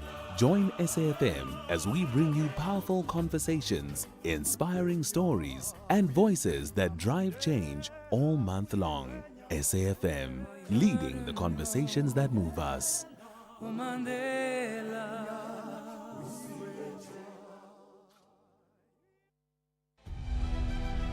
Municipal Watch, bringing your local issues on the national agenda. SAFM, leading the conversations that move us. All right, we continue with the show this morning then. For those of you that are waiting to hear what the outcome of the Makate matter is, it now has to effectively go back to the Supreme Court of Appeal, where it must be reheard, and the grounds which the Constitutional Court has raised today have to be taken into account by that court. So not really the end of the road that Makate would have anticipated in as far as his matter being before the Constitutional Court. So they're done with that unanimous judgment by the Constitutional Court, and they're now going into the ceremonial proceedings of the morning, which is the Concord bidding farewell to Justice Matlanga. Well, let's get into Municipal Watch then for today. The Umkhanyakude municipality is the district municipality, is one that we're diving into, where effectively there is a political standoff that is unfolding there. The provincial government took a resolution to place the ANC-led municipality under administration. Then the IFP's as Cooperative Governance and Traditional Affairs MEC, Reverend Thulasizwe Buthelezi, was barred from entering the premises of the municipality. This is where he was going to formally introduce the appointed administrator, Bamba Ndwandwe. Last week, the province's finance department decided to withdraw support for the municipality. On the other hand, the Auditor General has reportedly asked the Cocta MEC to intervene in that matter. So, as you can hear, things really split across the political party lines between the ANC and the IFP. ANC officials who are running the municipality are now said to have taken the Cocta MEC to court. Let's try and understand what is happening in that municipality. We were scheduled to speak to both the KZN MEC, this is MEC Francois Rogers, who had confirmed that he would be part of this conversation just after we came on air. They told us that he is no longer available. We were also scheduled to speak to a representative of Cocta to also put their side of the story on the table, but we are now told that the MEC is also unavailable and therefore cannot be part of the conversation. So both the MECs of Finance and the Cocta MEC have pulled out of this interview. Still joining us is Solomon Mkobo, who is the Speaker at the Umkhanyakude District Municipality. Solomon, good morning to you. Good morning, Cathy, and good morning to your SFM listeners. The line is terrible. There is a whooshing noise. I do not know what has happened, because earlier on when we were still at Constitutional Court, the line was clear. It sounds like you're on the road, Solomon. No, I'm just in the room, closed sitting down on the table. Okay, I'm not sure what. Oh, what, yeah. Just make sure that your aircon is off as well, because if you've got the aircon on, it might also be contributing to that sound that you're hearing. Yeah, now it's clear. Okay, all right. Yeah. We're also joined by Nogubonga Dinga, who is the Provincial Secretary for SAMU. Nogubonga, good morning to you. Good morning, ma'am, and good morning to everyone and the listeners of SAFM. I think I'm the one who's causing this noise. I'm on the road. I'm heading to Moy River, but I think I'm about to be in Moy River now. Then I'll have to stop. But for now, I'm on the freeway. I'm very sorry with that disturbance the auto causing. All right. Okay, Nogubonga, thanks for that. I think what we'll do is that we'll keep the line to you switched off so that we block off that interference. So it really is unfortunate that both the MECs that are, part of this matter were not able to engage us today. Solomon, the concerns that have been raised about the state of affairs in the municipality are concerning, and I will reference what the Auditor General has said more than anything, because I think that provides at least something credible for us to work with, and it doesn't become a he said, she said situation. It really is about the things that the Auditor General is concerned about. Have you taken a look at the Auditor General's concerns? This is especially after she asked the Kokta MEC to intervene in the municipality, where she cited consistent failure by Umkhanya Gude in several aspects, not least among those aspects being the ability to collect revenue, amongst others. Thank you, Cathy, for the opportunity. I think we must give a little bit of a background. The AG of South Africa has written to us more or less the same letter to the MEC for Kokta and MEC for Finance, to the Mayor, to the Portfolio Chairperson, and to the Audit Committee. These material irregularities date back around financial year 2019/20. So they are historical. They were 11 in total. And the municipality has managed to resolve all 9 over 11 as at July 2024. And we suspect, due to miscommunication between ourselves and the AG, there was still 2 that was outstanding. Then the AG wrote a letter to say all 3 of us or 4 of us who are playing oversight role on the municipal administration need to assist the administration in terms of responding to those material irregularities. She wasn't finding joy in terms of the pace at which we are trying to deal with them. Hence, she gave us the 15th of August 2025 that on or before that should have been submitted.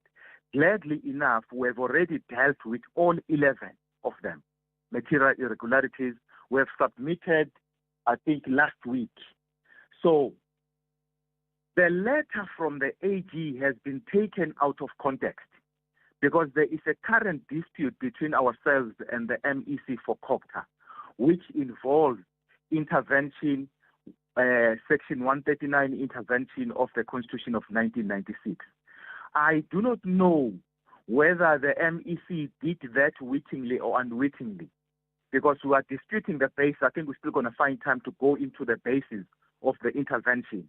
Now, he wanted to endorse, or rather the prestige and the integrity of the AG, to endorse intervention. But the AG is not talking about intervention, Section 139(1)(b). She was only requesting the structures playing oversight on the administration to quickly submit the outstanding 2 material irregularities. Because in accordance with Public Audit Amendment Act, the AG has got an obligation that whenever such material irregularities are not sufficiently and conclusively resolved, she is obliged or obligated to take actions against those people involved. So now we are on a clean slate. All 11 material irregularities have been submitted. The audit committee that we have has looked into our response. We're only waiting for now the AG to say that we have sufficiently and adequately resolved. So this halabaloo was trying to coerce and strong arm the municipality into subjecting itself and agree to this intervention section 139, which we still maintain today is unconstitutional, whimsical, arbitrary, and unjustified in our case, looking at the progress that we have made as the municipality turnaround.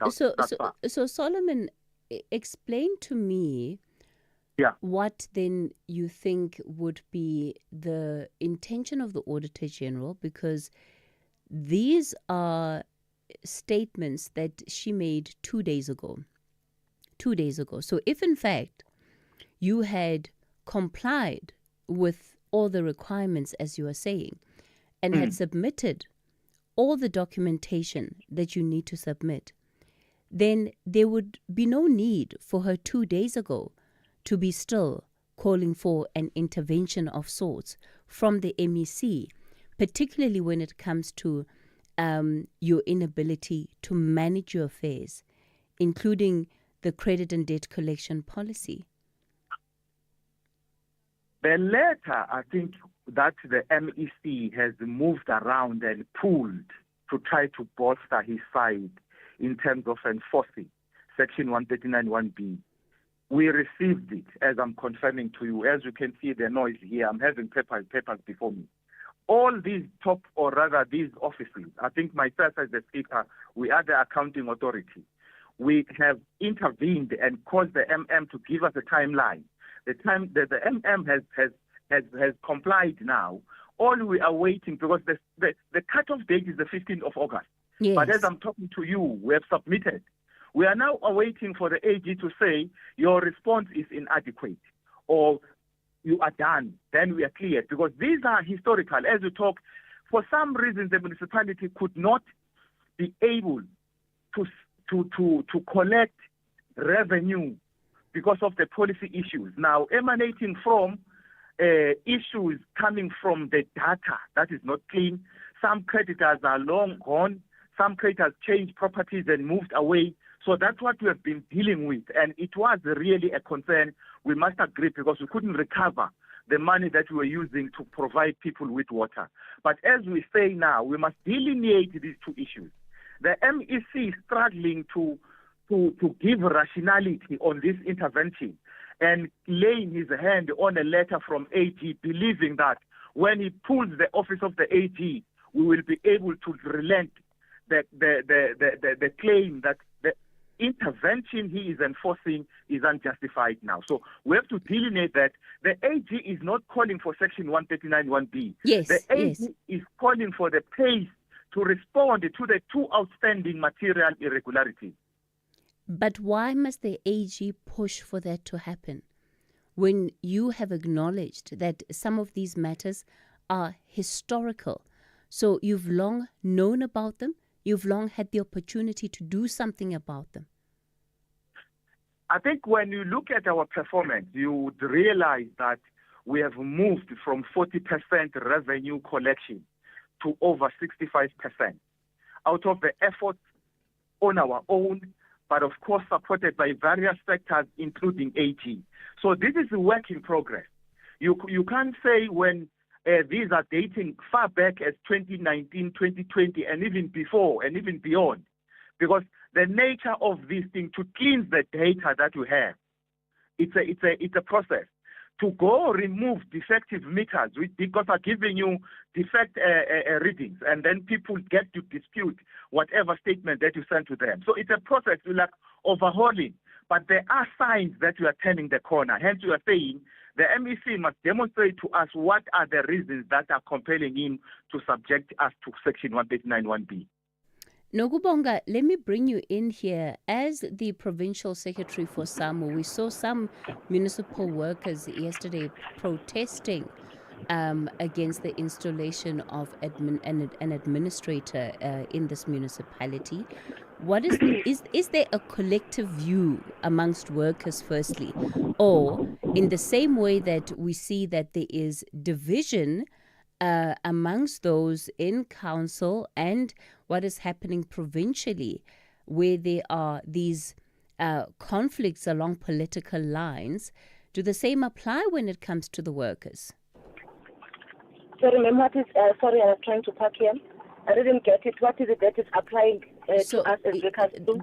I'm asking if workers are speaking with one voice against the installation of an administrator, or are we seeing that people are basing their positions based on the political lines? Thank you so much. Greetings to speaker and the viewers of SAFM again. No, as we are talking as in one voice as workers. Some is saying we are not happy with Mr. Ndwandwe being brought back to Mkhanyakude district. He was once there, and there was a lot of there's no good working relationship between him and the employees. There were a lot of victimization and suspensions that were done without pay, of which there were unfair suspensions. That is why we will say there was a lot of victimizations that was been done by him. So there is no good relationship between the employees of Mkhanyakude and the MR that the MEC wants to bring back to Mkhanyakude. It's not based on political, but it's based on him in the working environment between employees and the employer. So basically, you are saying that Mr. Ndwandwe has served in the municipality before? Yes. What was his position? I think he was the MR. He was bought by Costa before. That's the information that I have. As an administrator. So he's been brought again as an administrator to come and do the administration work to the municipality again. So was he not successful the first time round as an administrator? Yes. Okay, we're going to continue this conversation shortly. Let's take a quick break. Have you recently migrated to the new TV licenses payment website? Make sure your account stays active by registering again or resetting your password. Don't miss out on all the fantastic new features our brand new website offers. Get registered today and stay connected with us. With the new website, get your payments done quickly and hassle-free with a wide range of services. So make sure you register to take advantage of all the great client features. Visit www.tvlic.co.za today. TV licenses. Do it for the things that matter.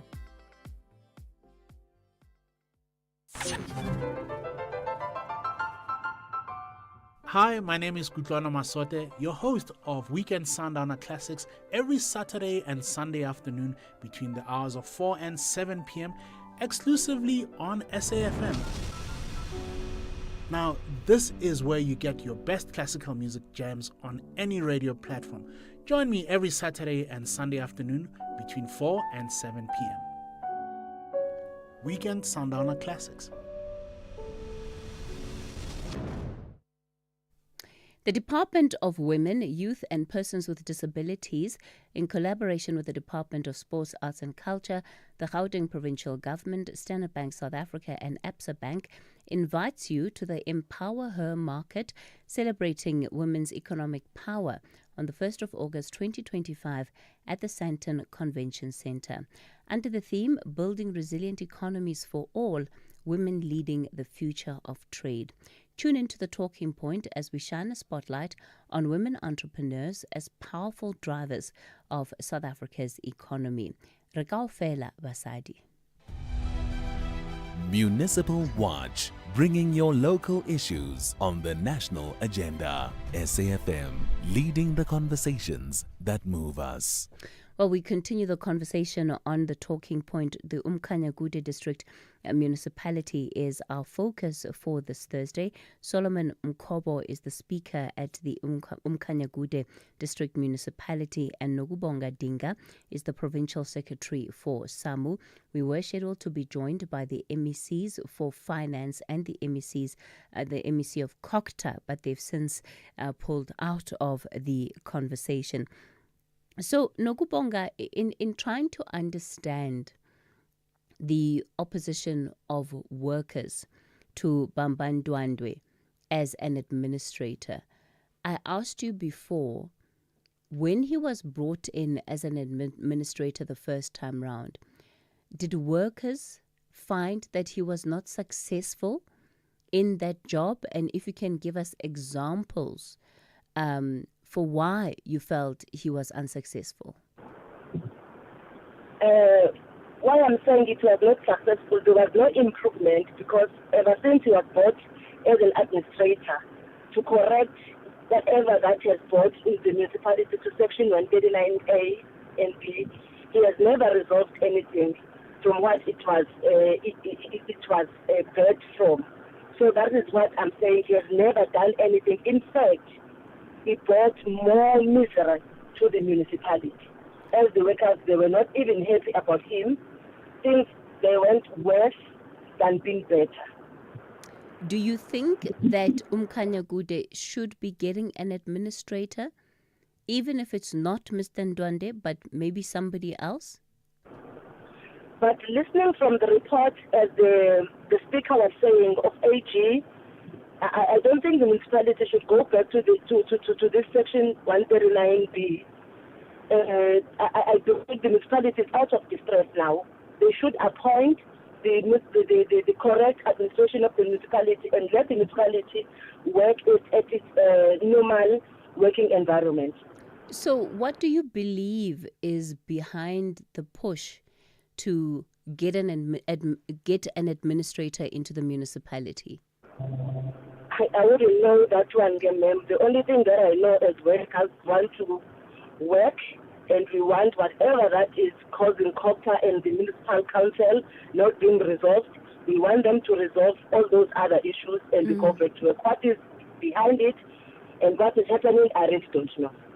I won't have an answer on that one. All right.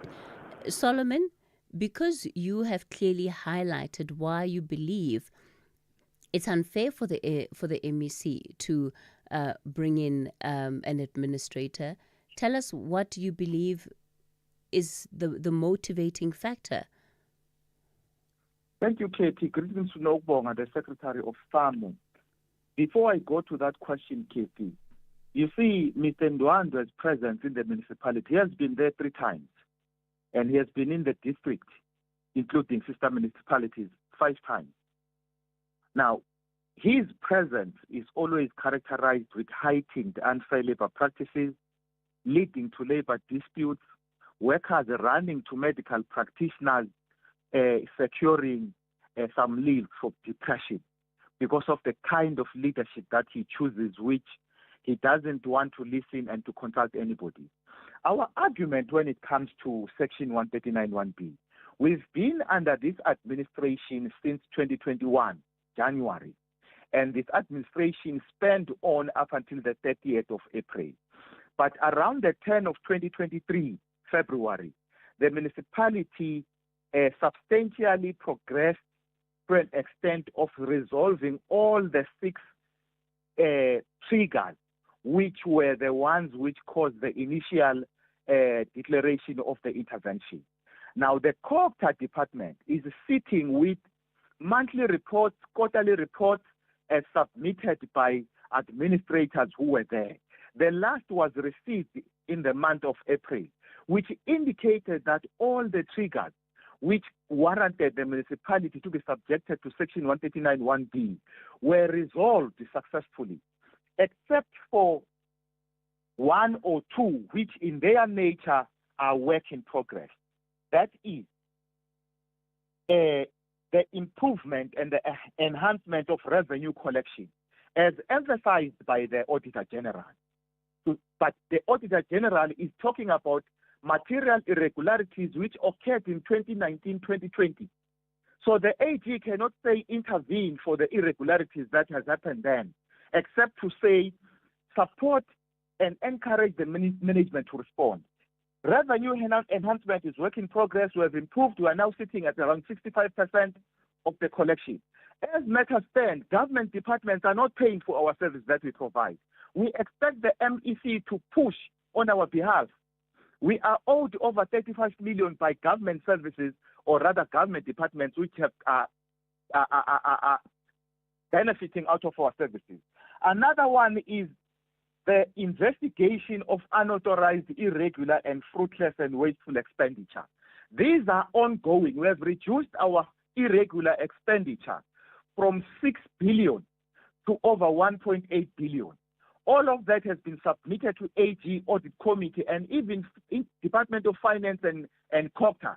They have audited that and agreed that that one can now be cleared.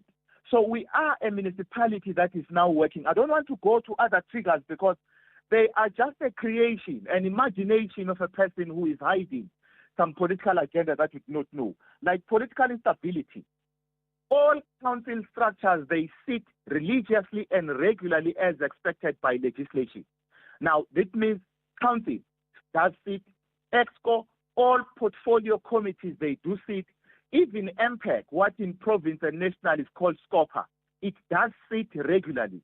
Audit committees and everybody, and even LLF, a structure comprising of labours and management to look at the issues that are affecting labour. Project management, we have improved our water output. Yeah. Okay. So Solomon, then you firmly believe that it's politics behind this? I can say that without any fear of contradiction that this is motivated by the forthcoming 2026 local government election. You see the pulling of the AG into this saga. We are still sitting here expecting the MEC to come up with the answers. We asked him, what selection process did you follow when you appoint Mr. Bambando Andwe? He couldn't come. That is an irregular appointment. How do you then enforce the municipality to avoid irregular expenditure when you can, on a simple matter, fail to test the market and get the best administrator to serve the purpose? And there is a strong allegation that the incumbent brought to the municipality does not have the necessary qualifications. We are not committing crime when we say, what are the qualifications of Mr. Ndwandwe? It's an allegation and we need that to be proven to us. Otherwise, it's an insult to education in general. Okay. Solomon Mkobo, we're going to leave it there. Speaker at the Umkhanyagude District Municipality. You also heard from Nugubonga Dinga, who is the Provincial Secretary for SAMU. Again, a pity that the other officials were not able to join us because now we've been robbed of the opportunity of hearing the other sides to the story. It's 11 o'clock, time for your latest news.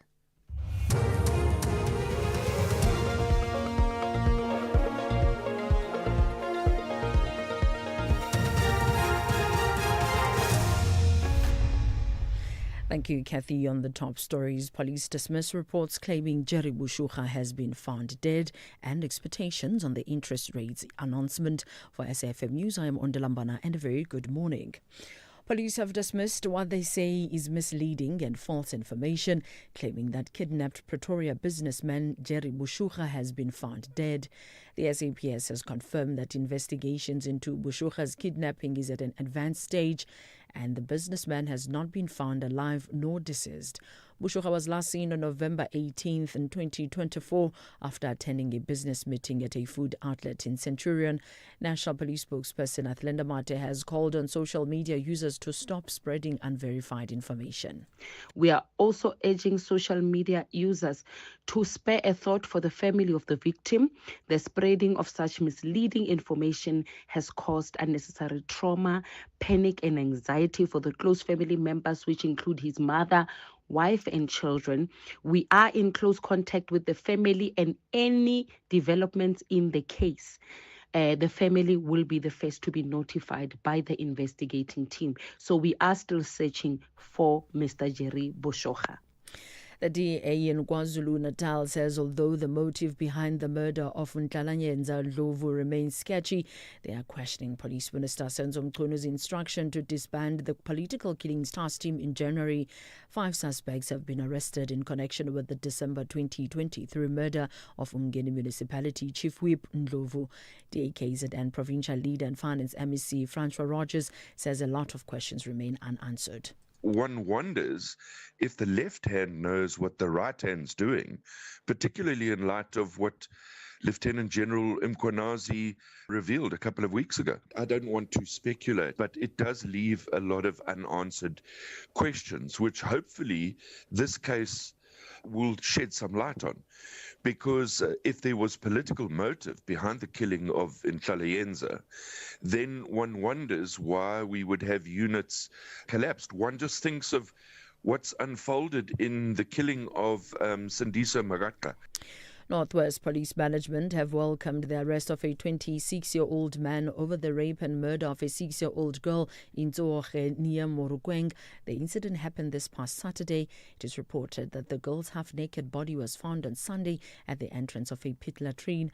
Police spokesperson Brigadier Sabata Mokgobone elaborates. Reports suggest that family members were traveling to Morukweng from Tsoge village on Saturday evening, the 26th of July, when the girl's mother alighted from a motor vehicle and went to a nearby tavern, and her daughter followed her. The mother came back alone after a few minutes and entered the vehicle, which drove off. The mother suddenly stopped the vehicle after realizing that the child was missing. Although the car drove back to the tavern where the mother and other passengers searched for the child, that did not yield positive results.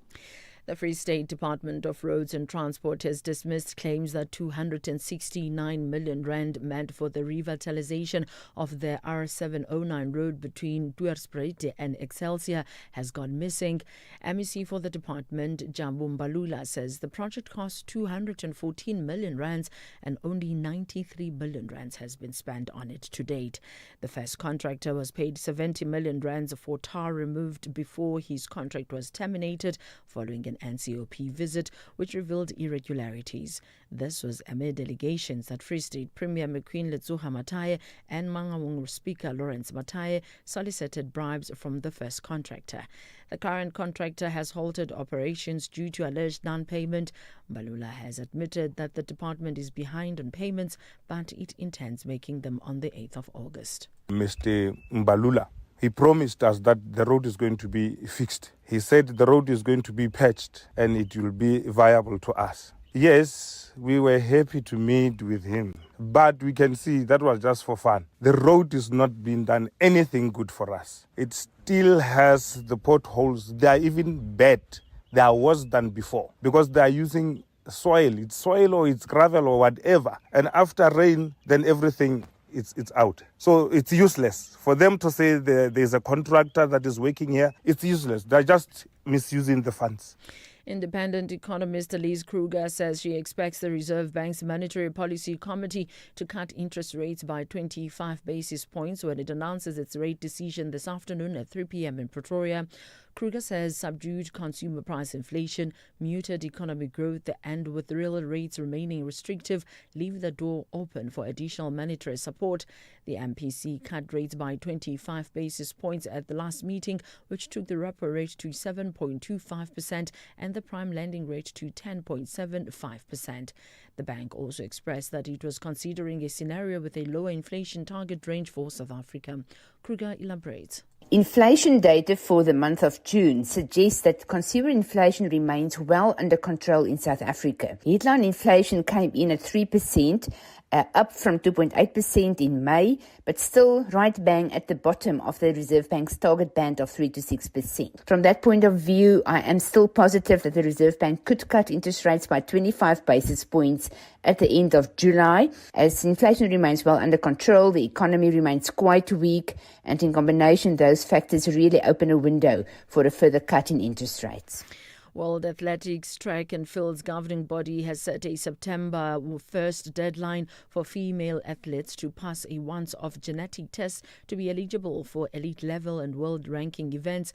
The federation said in March that it would require chromosome testing by checking swabs or dry blood spot tests for female athletes. The World Championships start on 13 September and September the 1st will also be the closing date for entries. World Athletics President Sebastian Coe said it's important in a sport that is permanently trying to attract more women that they can enter a sport knowing there's no biological glass ceiling. Recapping the top story, police have dismissed what they say is misleading and false information, claiming that kidnapped Pretoria businessman Jerry Bushuga has been found dead. I am Mondela Mbana for SFM News headlines at 11:30. Let me get this right, Ron. You're a plumber by day and Pretoria's smoothest wedding DJ by night. Yeah, it started out as a passion and now I've got bookings until December. And a smoke machine that needs its own seatbelt. And you sold your car to buy a van through We Buy Cars. Brew, it was music to my ears. Zero admin, no long queues. They pulled in, checked it out, and before I knew it, I had cash in the bank. Now that's a banger. We Buy Cars. Geared for your passion, geared for you. This year, the Standard Bank Joy of Jazz Festival presents 3 unforgettable days deep in the art and heart of jazz. From the 26th, 27th and 28th of September, Umu Sankare, Abapemu, Jasmia Horn, Silent No and the Noisemakers, Najbonk Trio, Michelle Ndingio-Jello, Willem Siini, Gabby Mutuba and over 50 world-class acts will be ready to welcome you and yours to 4 magnificent stages of the Sandton Convention Center. Take me there. Buy your tickets at Ticketmaster now. The soundtrack of your life with Ernest Pillay. They were more than just songs. They were the backdrop to your best days and the ones that change everything. The soundtrack of your life with me, Ernest Pillay, brings you iconic classics and hidden gems that spoke to your heart then and still do now. Whether you're driving, relaxing, or just remembering, let the music take you right back. The soundtrack of your life with Ernest Pillay. It's about your past, your story, and it's all right here on your favorite station, Saturdays and Sundays, 1 to 4 p.m. This is SAFM. It's season 2 and the stakes are even higher. This time, South Africa's favorite stars are back at the briefcase, playing for charities close to home and close to the heart. Big names, big hearts, big deals. Don't miss Deal or No Deal Celebrity South Africa, Saturdays at 6 p.m. on SABC1, Mzansi for sure. The Talking Point with Cathy Mohlahlana. Weekdays, 9 a.m. till midday.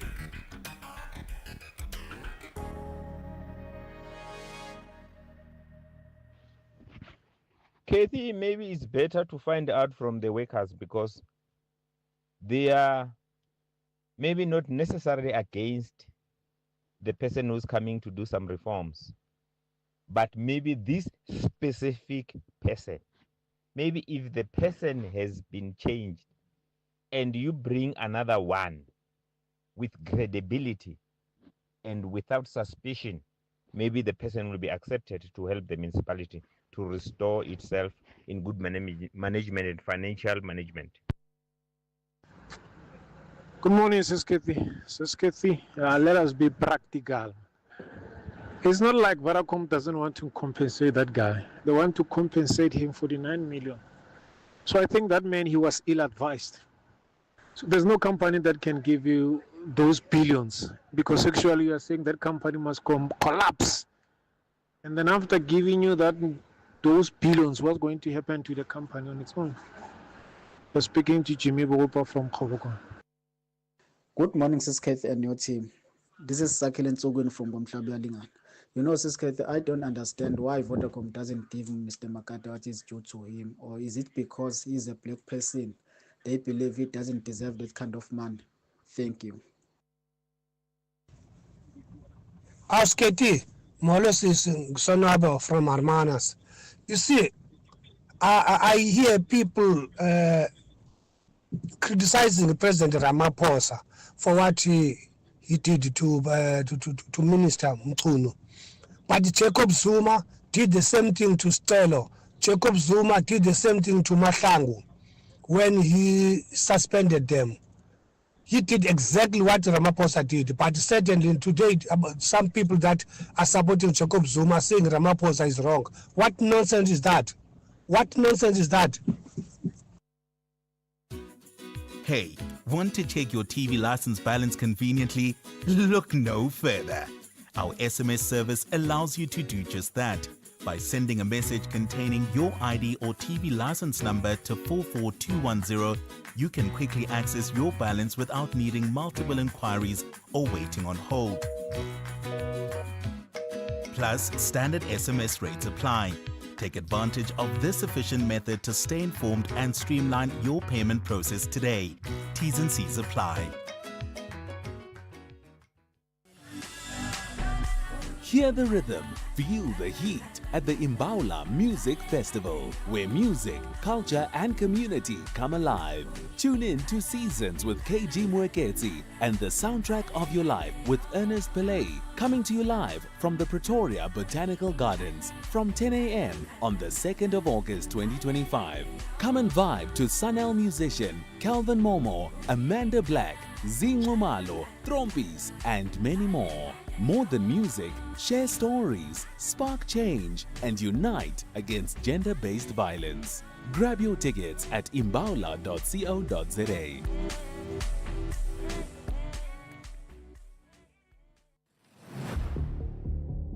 Gender-based violence is destroying lives and tearing communities apart. It happens in homes, in schools, at workplaces, and too often in silence. But it doesn't have to continue. If you see it, speak out. If you are hurting, reach out. Because doing nothing is not an option. Listen to all 19 SABC radio stations from Wednesday, the 23rd of July for hard talk, discussions, advice, dramas, educational shows and interviews around GBV with experts, survivors, lawmakers and a whole country affected by gender-based violence. All on your favorite SABC radio station. Call 0800 428 428 to report abuse or get help. GBV, it ends with you.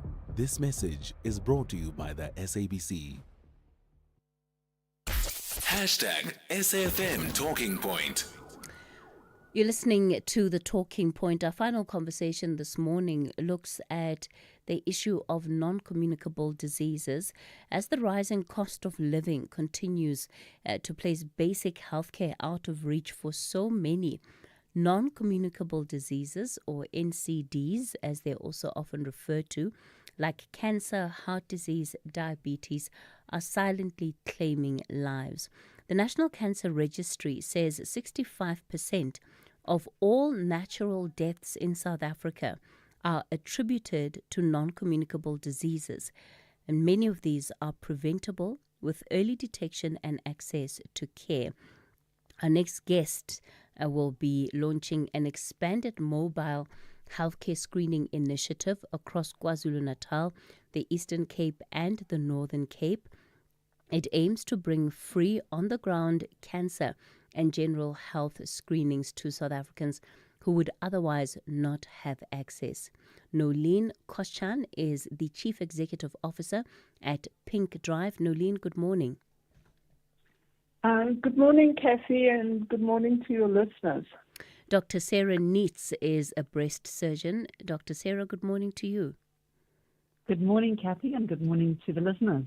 Nolene, let's just start with the importance of a campaign such as the one you're conducting.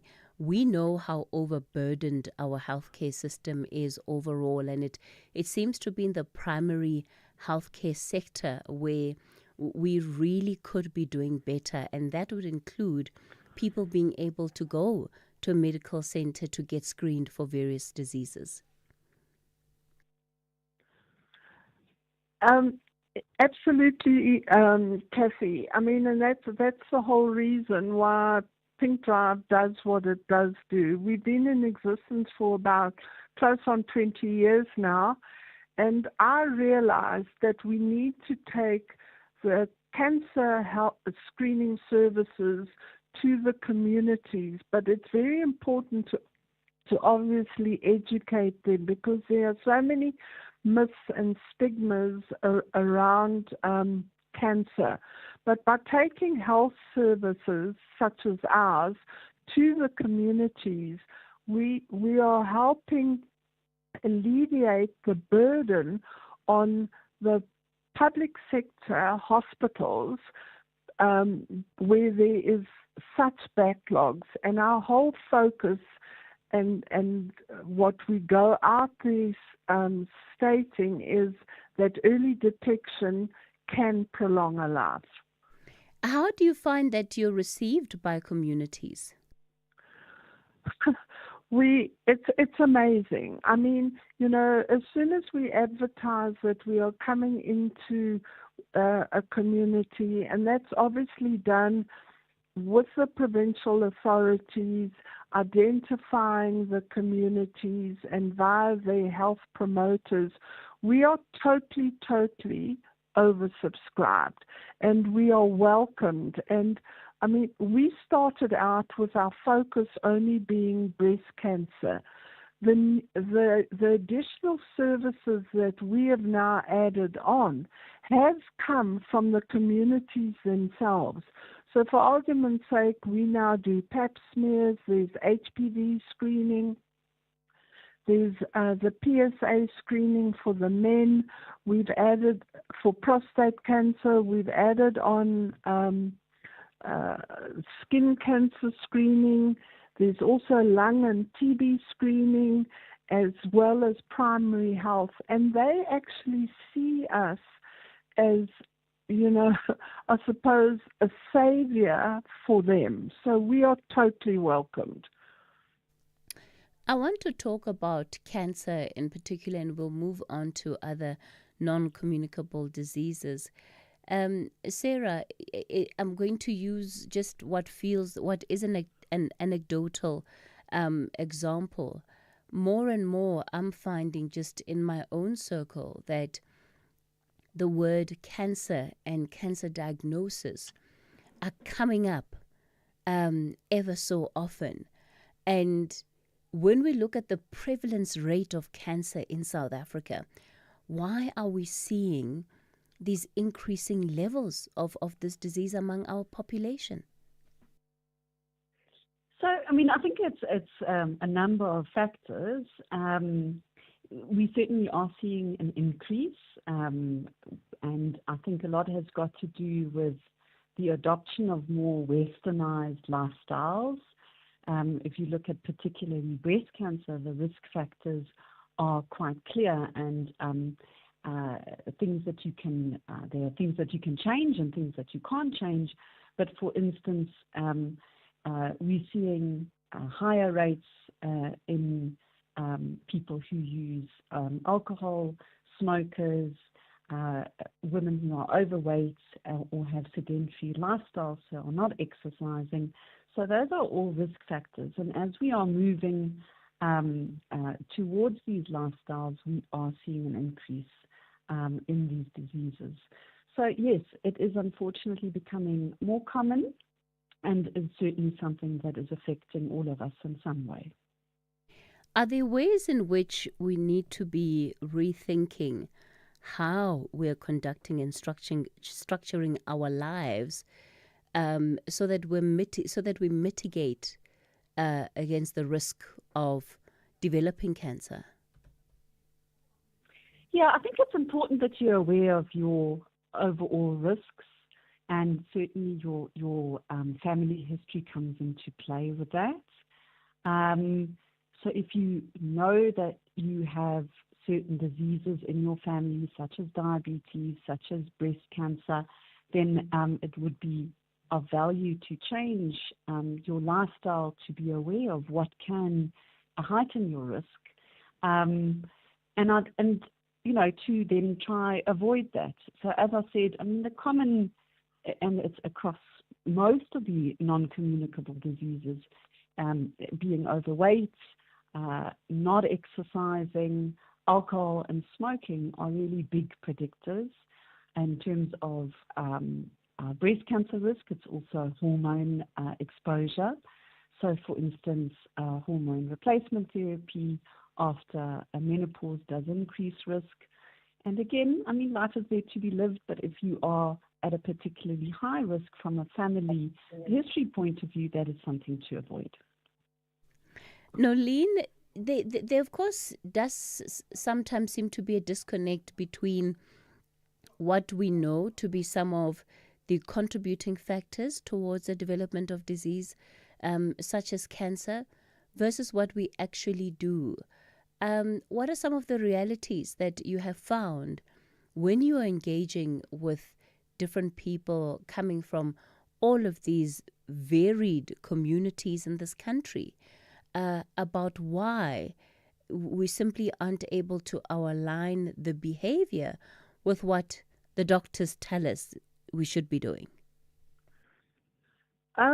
Cathy, I think it's mainly, it's around a lack of education around the disease. And as I mentioned, there's so many myths and stigmas. I mean, one that that really comes up time and time ago, and probably every single community that we go into, is that cancer is perceived to be or breast cancer in this instance, is perceived to be a white woman's disease. And if you touch a white woman, you're likely to get breast cancer. So, I mean, that's just one of many. It's the lack of education. There's so much education around, HIV and TB, and it's in the schools, etc. You don't find cancer education and breast cancer education and all the symptoms that, Sarah mentioned. You don't find that in any, in schools, education and what have you. And that is what we are trying to, and working and advocating for, so that the more people that can get educated, especially in the communities, via radio stations, etc., will help. I mean, another thing is, there's so much in all the magazines and newspapers in October about breast cancer. And you go into a community and they say, yeah, but they don't want to come because you're going to get breast cancer in October, and then it goes away. So we have to find a way, and I plead with government to look at a way to get cancer into schools and tertiary institutions. Sarah, cancer is seen as a very scary disease, especially again because it can claim people's lives. When it comes to mortality rates, maybe if you're able to, are you able to paint a picture for us in terms of what things look like, especially from a diagnosis point of view and survival? Because again, that contributes to why it's just seen as such a dreadful disease. So, look, survival is impacted by quite a number of factors. So, firstly, the earlier you are diagnosed, so the earlier the stage and the lesser the extent of the cancer in the body, the more likely you will have successful treatment and have a good chance of survival. Obviously, it also depends on the quality of care that you are going to be receiving. So there are many factors involved with that. So from our own data in South Africa, unfortunately, the 5-year all-stage breast cancer survival in the SAPCHO study, which was the South African Breast Cancer HIV Outcome Study, we've seen a 5-year survival of just 43%. And if we compare that to high-income countries such as Europe or the United States, their 5-year overall survival is 85 to 90%. So these are huge discrepancies. So we need to find ways for immediate and necessary action to make sure that patients come early and that they get good and safe treatments. Those numbers, in terms of variations, is quite high, and perhaps suggest that there are things that we absolutely should be doing better. Does that begin and end only with how early we're able to screen, or does it also have to do with the administration of treatment and what it is that people are able to access to support their journey? So I think that at least a quarter of the survival differences that we are seeing are due to a lack of policy. So no active cancer policy in South Africa. We had a breast cancer policy in 2017, 2018, but by 2023 these are outdated and they haven't been renewed. We have a lack of guidelines, and we also have a lack of quality control when it comes to how we do our treatment. It's well recognized that breast care is best done in multidisciplinary teams, so that means that it's not just a surgeon treating, but there's also a medical and a radiation oncologist, there's a pathologist, a radiologist, so there's many specialists that are involved. And in our own research, we found that women who were discussed in a multidisciplinary team meeting had a 48% lower chance of death at 5 years. So, that is something that is very implementable and that we should strive for, that all cancer patients should be discussed and treated in these teams to optimize outcomes. At which point, Sarah, do you have conversations with clients about surgery? Pretty early. So, usually the patients, or breast cancer patients very commonly present to the breast surgeon first. And when we have the diagnosis, so we've got a biopsy that confirms the cancer, we then send, patients for further tests potentially. But it is part of the treatment plan, and usually once I've assessed the whole picture, I would discuss the entire treatment plan, which can include chemotherapy or other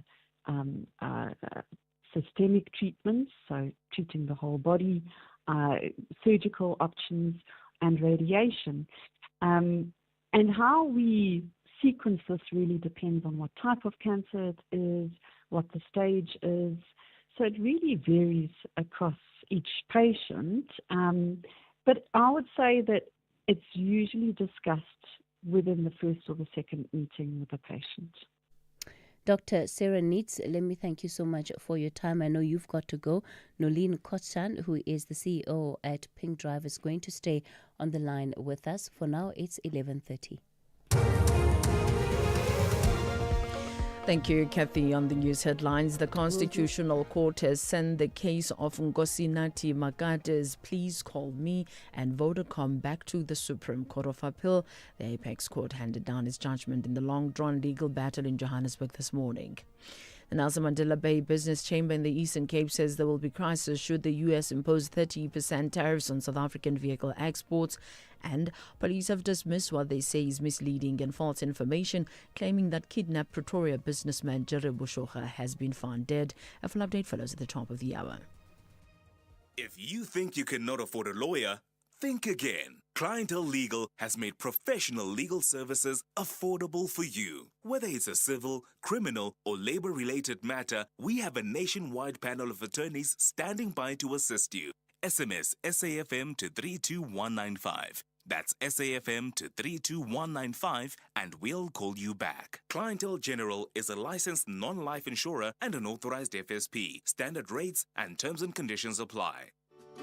From the shows that bring us laughter to the moments that inspire us, your SABC TV license makes it all possible. Every license paid supports local stories, top talent, and the programs that unite South Africa. Pay your TV license today. Visit tvlic.co.za or your nearest retail outlet. Hashtag your screen, your story. Together, we make it happen. Spar brings you super savings. Get 800-gram Nescafe Rare Coffee value refill for $119.99 plus 250 megs free data on Spar Mobile. 120-gram Simba potato chips, any two for 32 Rand plus 100 megs free data on Spar Mobile. Or 2-liter Coca-Cola Original only, 2 for 44 Rand plus 100 megs free data on Spar Mobile. Plus, win your share of 6 million Rand in instant cash. Price is valid until 6 August while stocks last. T's and C's apply. What is Overtrail? Is it off the beaten path, over the edge of comfort, or the thrill of the road less taken? It's over every bridge, every obstacle, every trail, and over to that view that takes your breath away. Overtrail means going further, exploring deeper, surrounded by the comfort and sophistication of a luxury SUV. It's this spirit that inspired the Overtrail project. Experience Overtrail in the LX and GX range. Lexus. Experience amazing. Get ready to brush up on your brightest smile with Dis-Chem's 2+1 cheapest free deals on dental care products. From the trusted Dental Mate to soothing Sensodyne, classic Colgate and many more. Stock up on all your favorite brands. Get down to Dis-Chem today to enjoy 2+1 cheapest free on the widest range of manual toothbrushes, toothpastes and mouthwashes. T's and C's apply. Hurry, dental offer ends 17 August, only at Dis-Chem. Better health starts here. The Department of Women, Youth and Persons with Disabilities, in collaboration with the Department of Sports, Arts and Culture, the Gauteng Provincial Government, Standard Bank South Africa and Absa Bank, invite you to the Empower Her Market, celebrating women's economic power, on the 1st of August 2025 at the Sandton Convention Centre. Under the theme, Building Resilient Economies for All, Women Leading the Future of Trade, tune into the talking point as we shine a spotlight on women entrepreneurs as powerful drivers of South Africa's economy. Hashtag Rekaofela Basadi. Hashtag SAFM Talking Point. Well, we continue the conversation this morning, still focusing on the issue of non-communicable diseases and the work that Pink Drive is doing, bringing mobile clinics into areas and communities that would ordinarily not have access to those services. The aim is to do screening for some of these NCDs so that the early detection of any issue can result to people getting on treatment and in the long run save their lives. Nolene Kotskan is the Chief Executive Officer at Pink Drive. Mzwandile, you're calling us from the Eastern Cape. You've got a question for Nolene. Good morning. Yeah, good morning, Cathy. Listen, I caught your conversation towards the tail end, but I've got a question to ask. But maybe before I ask the question, I must start here. You see, I'm in the Eastern Cape. Majority of our population are actually rural. But the centers that actually test for these non-communicable diseases are actually somewhere central in the context of people would have to travel 200-300 kilometers to get to the nearest test center. So what had happened in our case, my aunt was referred by her local rural clinic to a test center which is about 250 kilometers away. She was tested, but they never disclosed the results to her that they had actually discovered or found that she has cancer. The problem is this was 4 years ago. So when this thing continued, she was then referred to another test center where that was now disclosed to her 4 years later.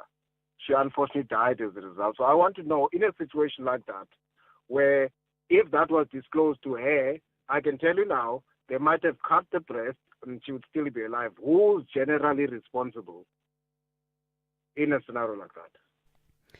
Oh, Mzwandile, what a difficult question. Hey, and really sorry about what has happened to your aunt. And maybe, Nolene, as you answer that question, I mean, surely a patient would have a right to the results of any test they've taken, especially where there's a diagnosis? Absolutely. And I mean, I'm actually shocked to hear your listeners' story. So I fully understand the layout of the Eastern Cape as we do work there, but it's really the responsibility of the hospital that the patient goes to, you know, and once again, it's also the clinic, you know, the medical staff need to be educated more on the importance of the early detection and the importance of getting that patient or seeing that that patient is got to at the tertiary hospital, because there's also such a backlog at the tertiary hospitals nationally. It's not just the Eastern Cape, where patients they sit and they wait and then they're turned away and they're told to come back, etc., etc.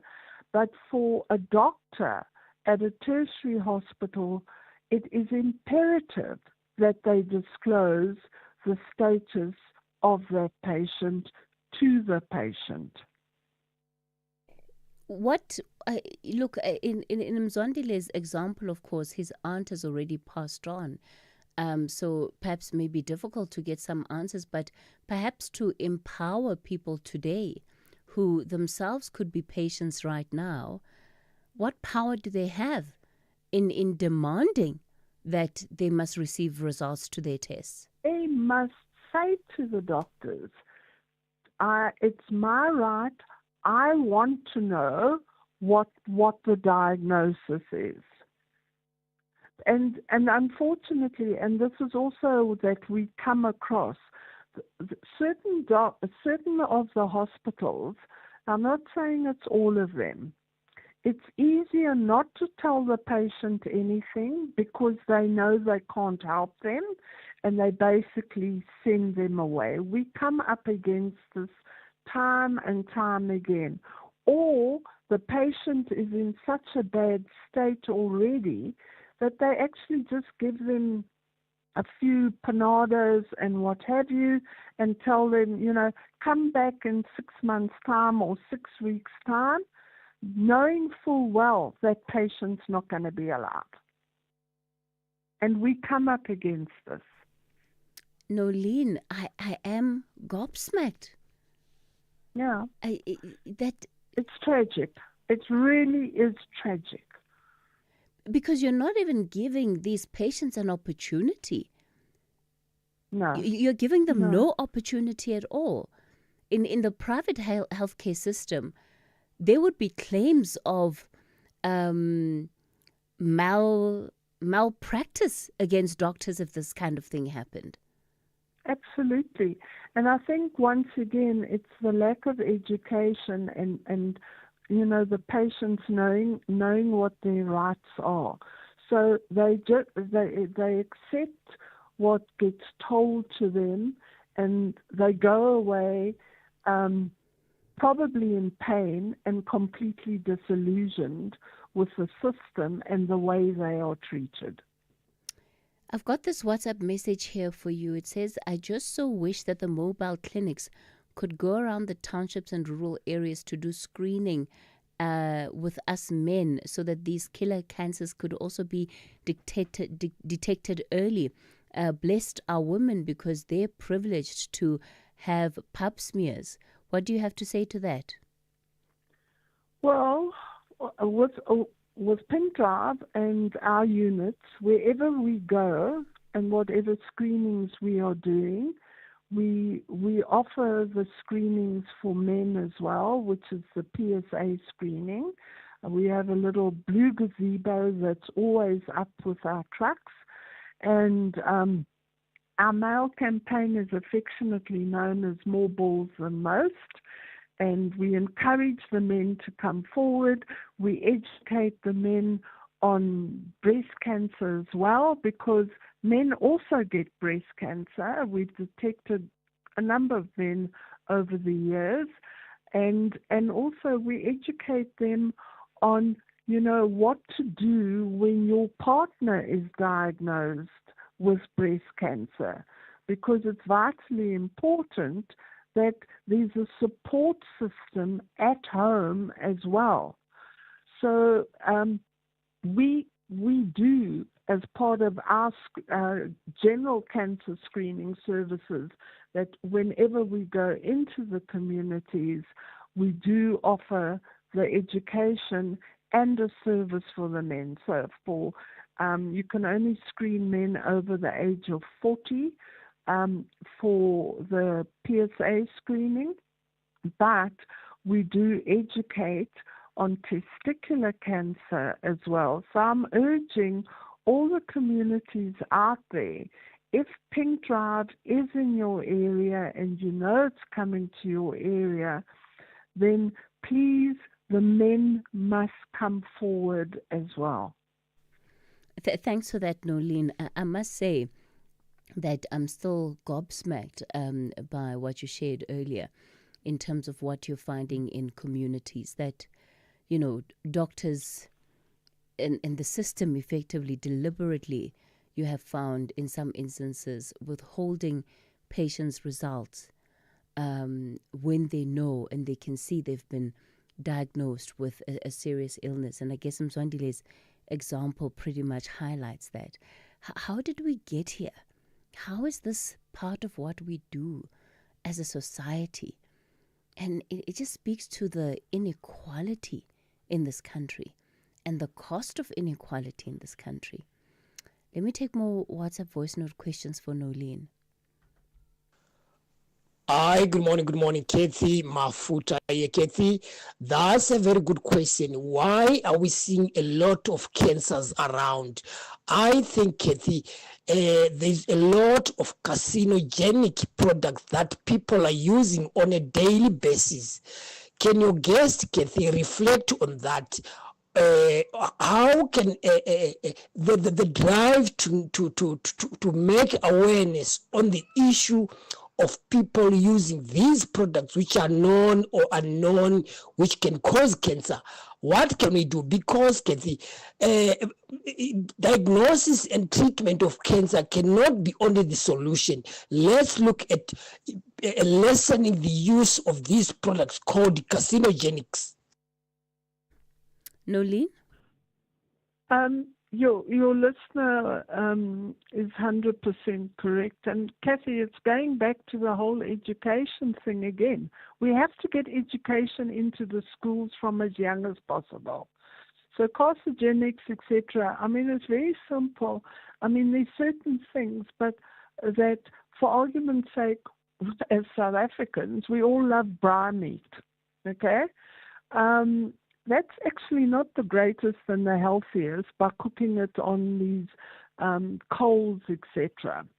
And in communities in particular, you know, the communities like their meat burnt, charcoal, I always say cremated, but excuse the word. And that is not healthy. But the thing is, you also need to look at what is the diets of what community people generally eat.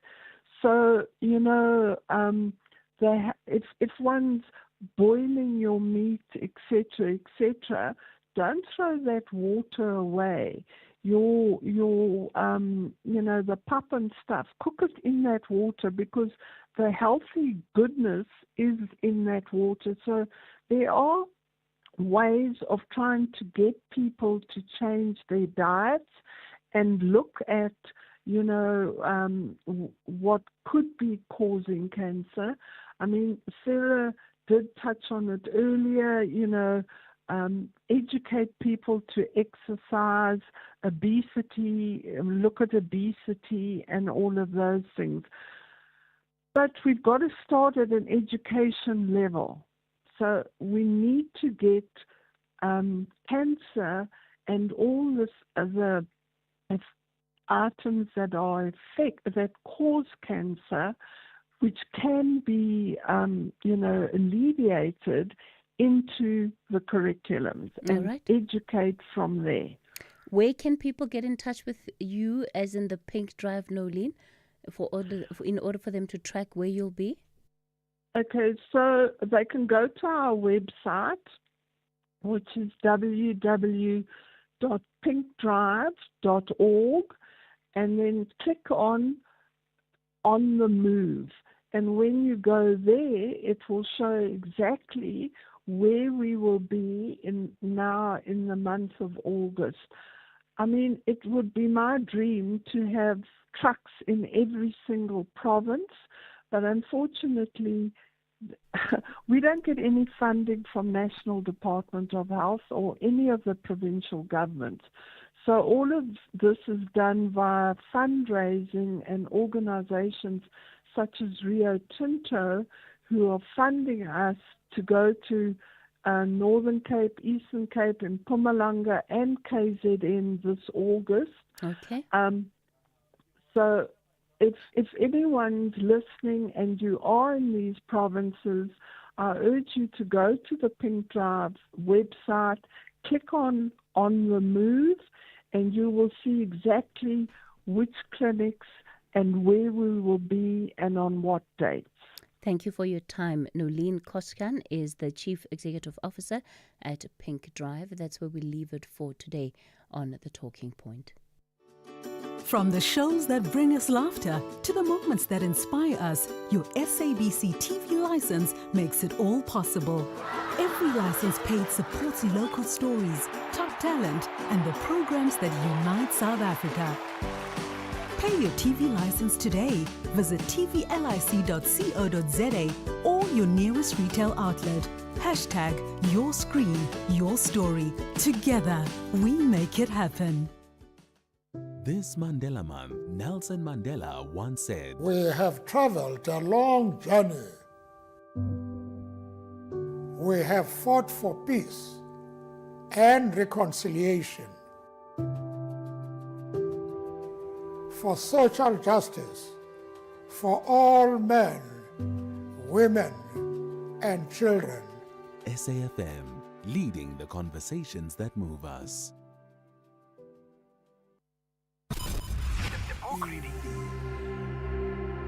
SFM's award-winning drama department presents another episode of the book, A Testament of Hope, the autobiography of Dr. Sam Motsuenyane. Please note that the views expressed in this book are not that of the station. Listeners' discretion is advised.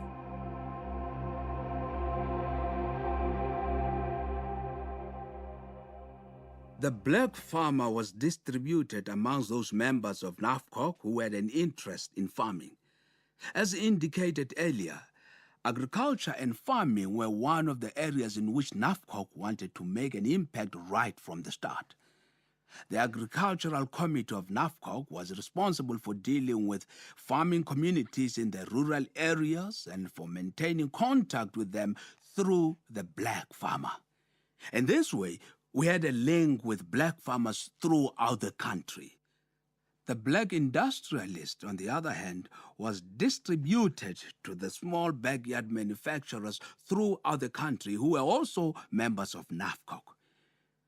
It was rather sad for the publishing business and its publications to fold because we actually thought that one of the missing links in our efforts to guide and inspire people in the rural areas would have been filled through these publications.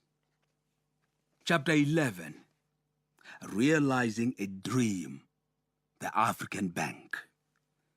It was in 1967, during the third NACOC conference in Cape Town, that the establishment of an African bank was discussed at length. The chamber had been struggling since the first NACOC conference in 1964 with the idea of how to ensure that black people establish their own bank in South Africa. This was a natural response to the difficulties that blacks were experiencing in trying to access funds from the banks. The financial institutions often required collateral in the form of fixed property, which black people did not have. Before the banks granted a loan, they wanted to have detailed information on your immovable property or fixed assets. And yet, property ownership was denied black people at the time. This meant that most black people did not have sufficient or appropriate collateral. Interestingly, though, financial institutions were always happy to take our money whenever we brought it in for banking. They just did not bother about recycling the money back into our communities. It was strongly contended at the 1964 NACO conference that one of the most essential things to be done was for a black-owned bank to be created. Those of us who had been overseas and had observed how the American blacks established banks that they controlled confirmed that it was exactly the same problem of lack of access to capital, something very necessary for development, that had impelled them to establish their own banks. It therefore was not a problem to convince members of NACOC that the first thing that our organization needed to do was to have our own bank. In 1967, a Hungarian economist, Dr. Bexi, was engaged by NACOC to investigate and clearly determine what would impede the establishment of the proposed bank. He presented this report during the 1967 conference. Dr. Bexi had come to South Africa during upheavals in his country, Hungary. His well-prepared and balanced report made clear that the process of establishing a black-controlled bank would not be an easy one. In fact, that the report mainly highlighted the difficulties that would impede the creation of the bank. Despite the seemingly negative tone of his report, Dr. Bexi got a standing ovation. This was, for me, the first time I saw blacks giving a white man a standing ovation. His assessment on the challenges which faced the creation of a bank for Africans in South Africa was quite interesting. Dr. Bexi's report raised a great number of questions around some of the requirements which were regarded as essential for the successful establishment and development of a black-owned bank. First was the issue of skills. Blacks did not have adequate management skills necessary to run the bank. But this was a problem which could be overcome with a proper training in due course. Secondly, Dr. Bexi raised the point that banks become successful because of the trust that people place in them.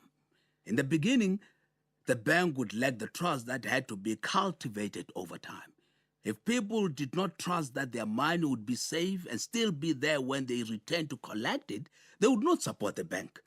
Furthermore, the emphasis that the raising of adequate capital constituted another major requirement. Dr. Bexi indicated that to start a bank required a large sum of accumulated capital, which black people did not have at that time. He pointed out that African investments were scattered all over the place and that there was no way that it would be easy to consolidate these into one lump sum to start a bank. Finally, he alluded to the lack of political power by Africans in South Africa as representing yet another obstacle. At that time, it required R1 million to register a bank. Faced with all the problems mentioned above, Dr. Bexi said to us, "I speak to you like a general addressing an army. I can say that the enemy is weak or the enemy is strong. But today I want to say that all the difficulties that I have cited here are overcomable. With determination, with unity, and with real commitment behind the effort and a willingness to make some sacrifices, all the problems can be overcome." We gave him a standing ovation because he gave us hope and encouragement to continue the campaign for the establishment of the African Bank in spite of the problems. Dr. Bexi's presentation was made 3 years after the conception of the idea of an African bank, but with little practical progress having been made towards its implementation. Efforts were made to raise money from our members by urging them to contribute at least R100 a year towards a national fund which was started by NACOC in 1964. The fund established for the purpose of creating the bank was called the National Fund because it was seen as an initiative that would involve the whole nation. Back in 1964, people had said that if this idea was discussed without putting some money on the table there and then, it was going to disappear. Money was therefore put on the table to open an account to build on. That is how the African Bank was initiated. Only 70 rand in cash was collected on the first meeting of NACOC members in 1964, and this became the cornerstone of the bank to be. Mr. Richard Maponya, as the first president of NACOC, said at the end of the conference that we blacks are 18 million people in South Africa. We just need to ask for 1 rand from each person, and then next year when we meet, we would have 18 million in our kitty. That, of course, was easier said than done, because when we went to the people with this message, we were confronted with questions like, where have you ever seen a black man do anything and succeed? That was the greatest psychological obstruction prevalent in the minds of our people at the time. People need to have a history of success to believe that things can be done. Where people or communities have a history of failures or of restricted progress and development, they come to believe that everything is impossible. This is quite sad and true about many African communities who have not seen themselves achieve anything and succeed. They wrongly believe that nothing can be done. As a result, it took us the best part of 10 years to raise 1 million rand for the registration of the African Bank because there was no hope and little trust that it could be done. When Mr. Ezekongo, who had succeeded Mr. Maponya, vacated his position as president of NACOC in November 1968, not much was done to promote the idea of the African Bank. The big challenge was left to me as his successor to continue the project. In 1968, at the 4th annual conference of NACOC held in Garankuwa, I was elected the 3rd president of the organization. I have, since the conference, never seen Mr. Tsongo again. My first great presidential challenge was to continue the campaign to build the African Bank. From 1969 onwards, NAFCOC whipped up enthusiasm for the creation of the African Bank. In 1971, a special conference was held in Mamelodi, at which it was decided to open a bank collection account at the Church Square branch of Barclays Bank in Pretoria.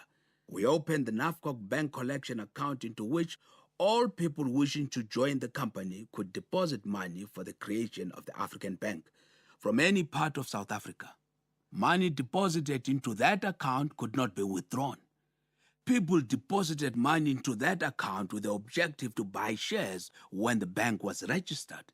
The said minimum amount per person was 100 rand.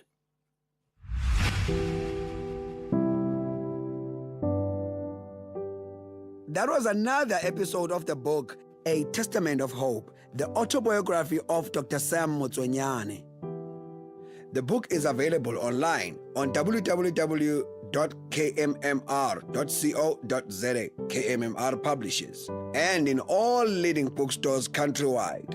It is broadcast on SAFM at 11:45 Monday to Thursday on The Talking Point. It is produced for the station by Vovi Patala, read by Samson Kumalo. Technical production, Wiseman Manele, Nanda Koza, and Tato Mapuruma.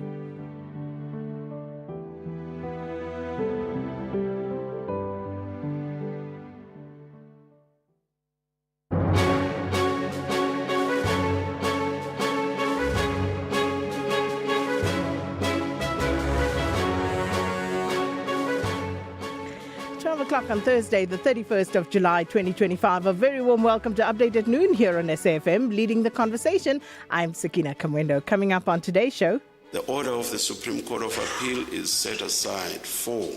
The matter is remitted to the Supreme Court of Appeal to be reheard by a differently constituted panel of judges of that court. Well, the Constitutional Court has referred the Please Call Me case between Nkosana Makate and Vodacom back to the Supreme Court of Appeal for reconsideration. And you can see for yourself what Johannesburg look like. Street lights are still a mess. Potholes everywhere. We still have streets that are littered. We still have, streets that have water, fresh water and sewer that is flowing.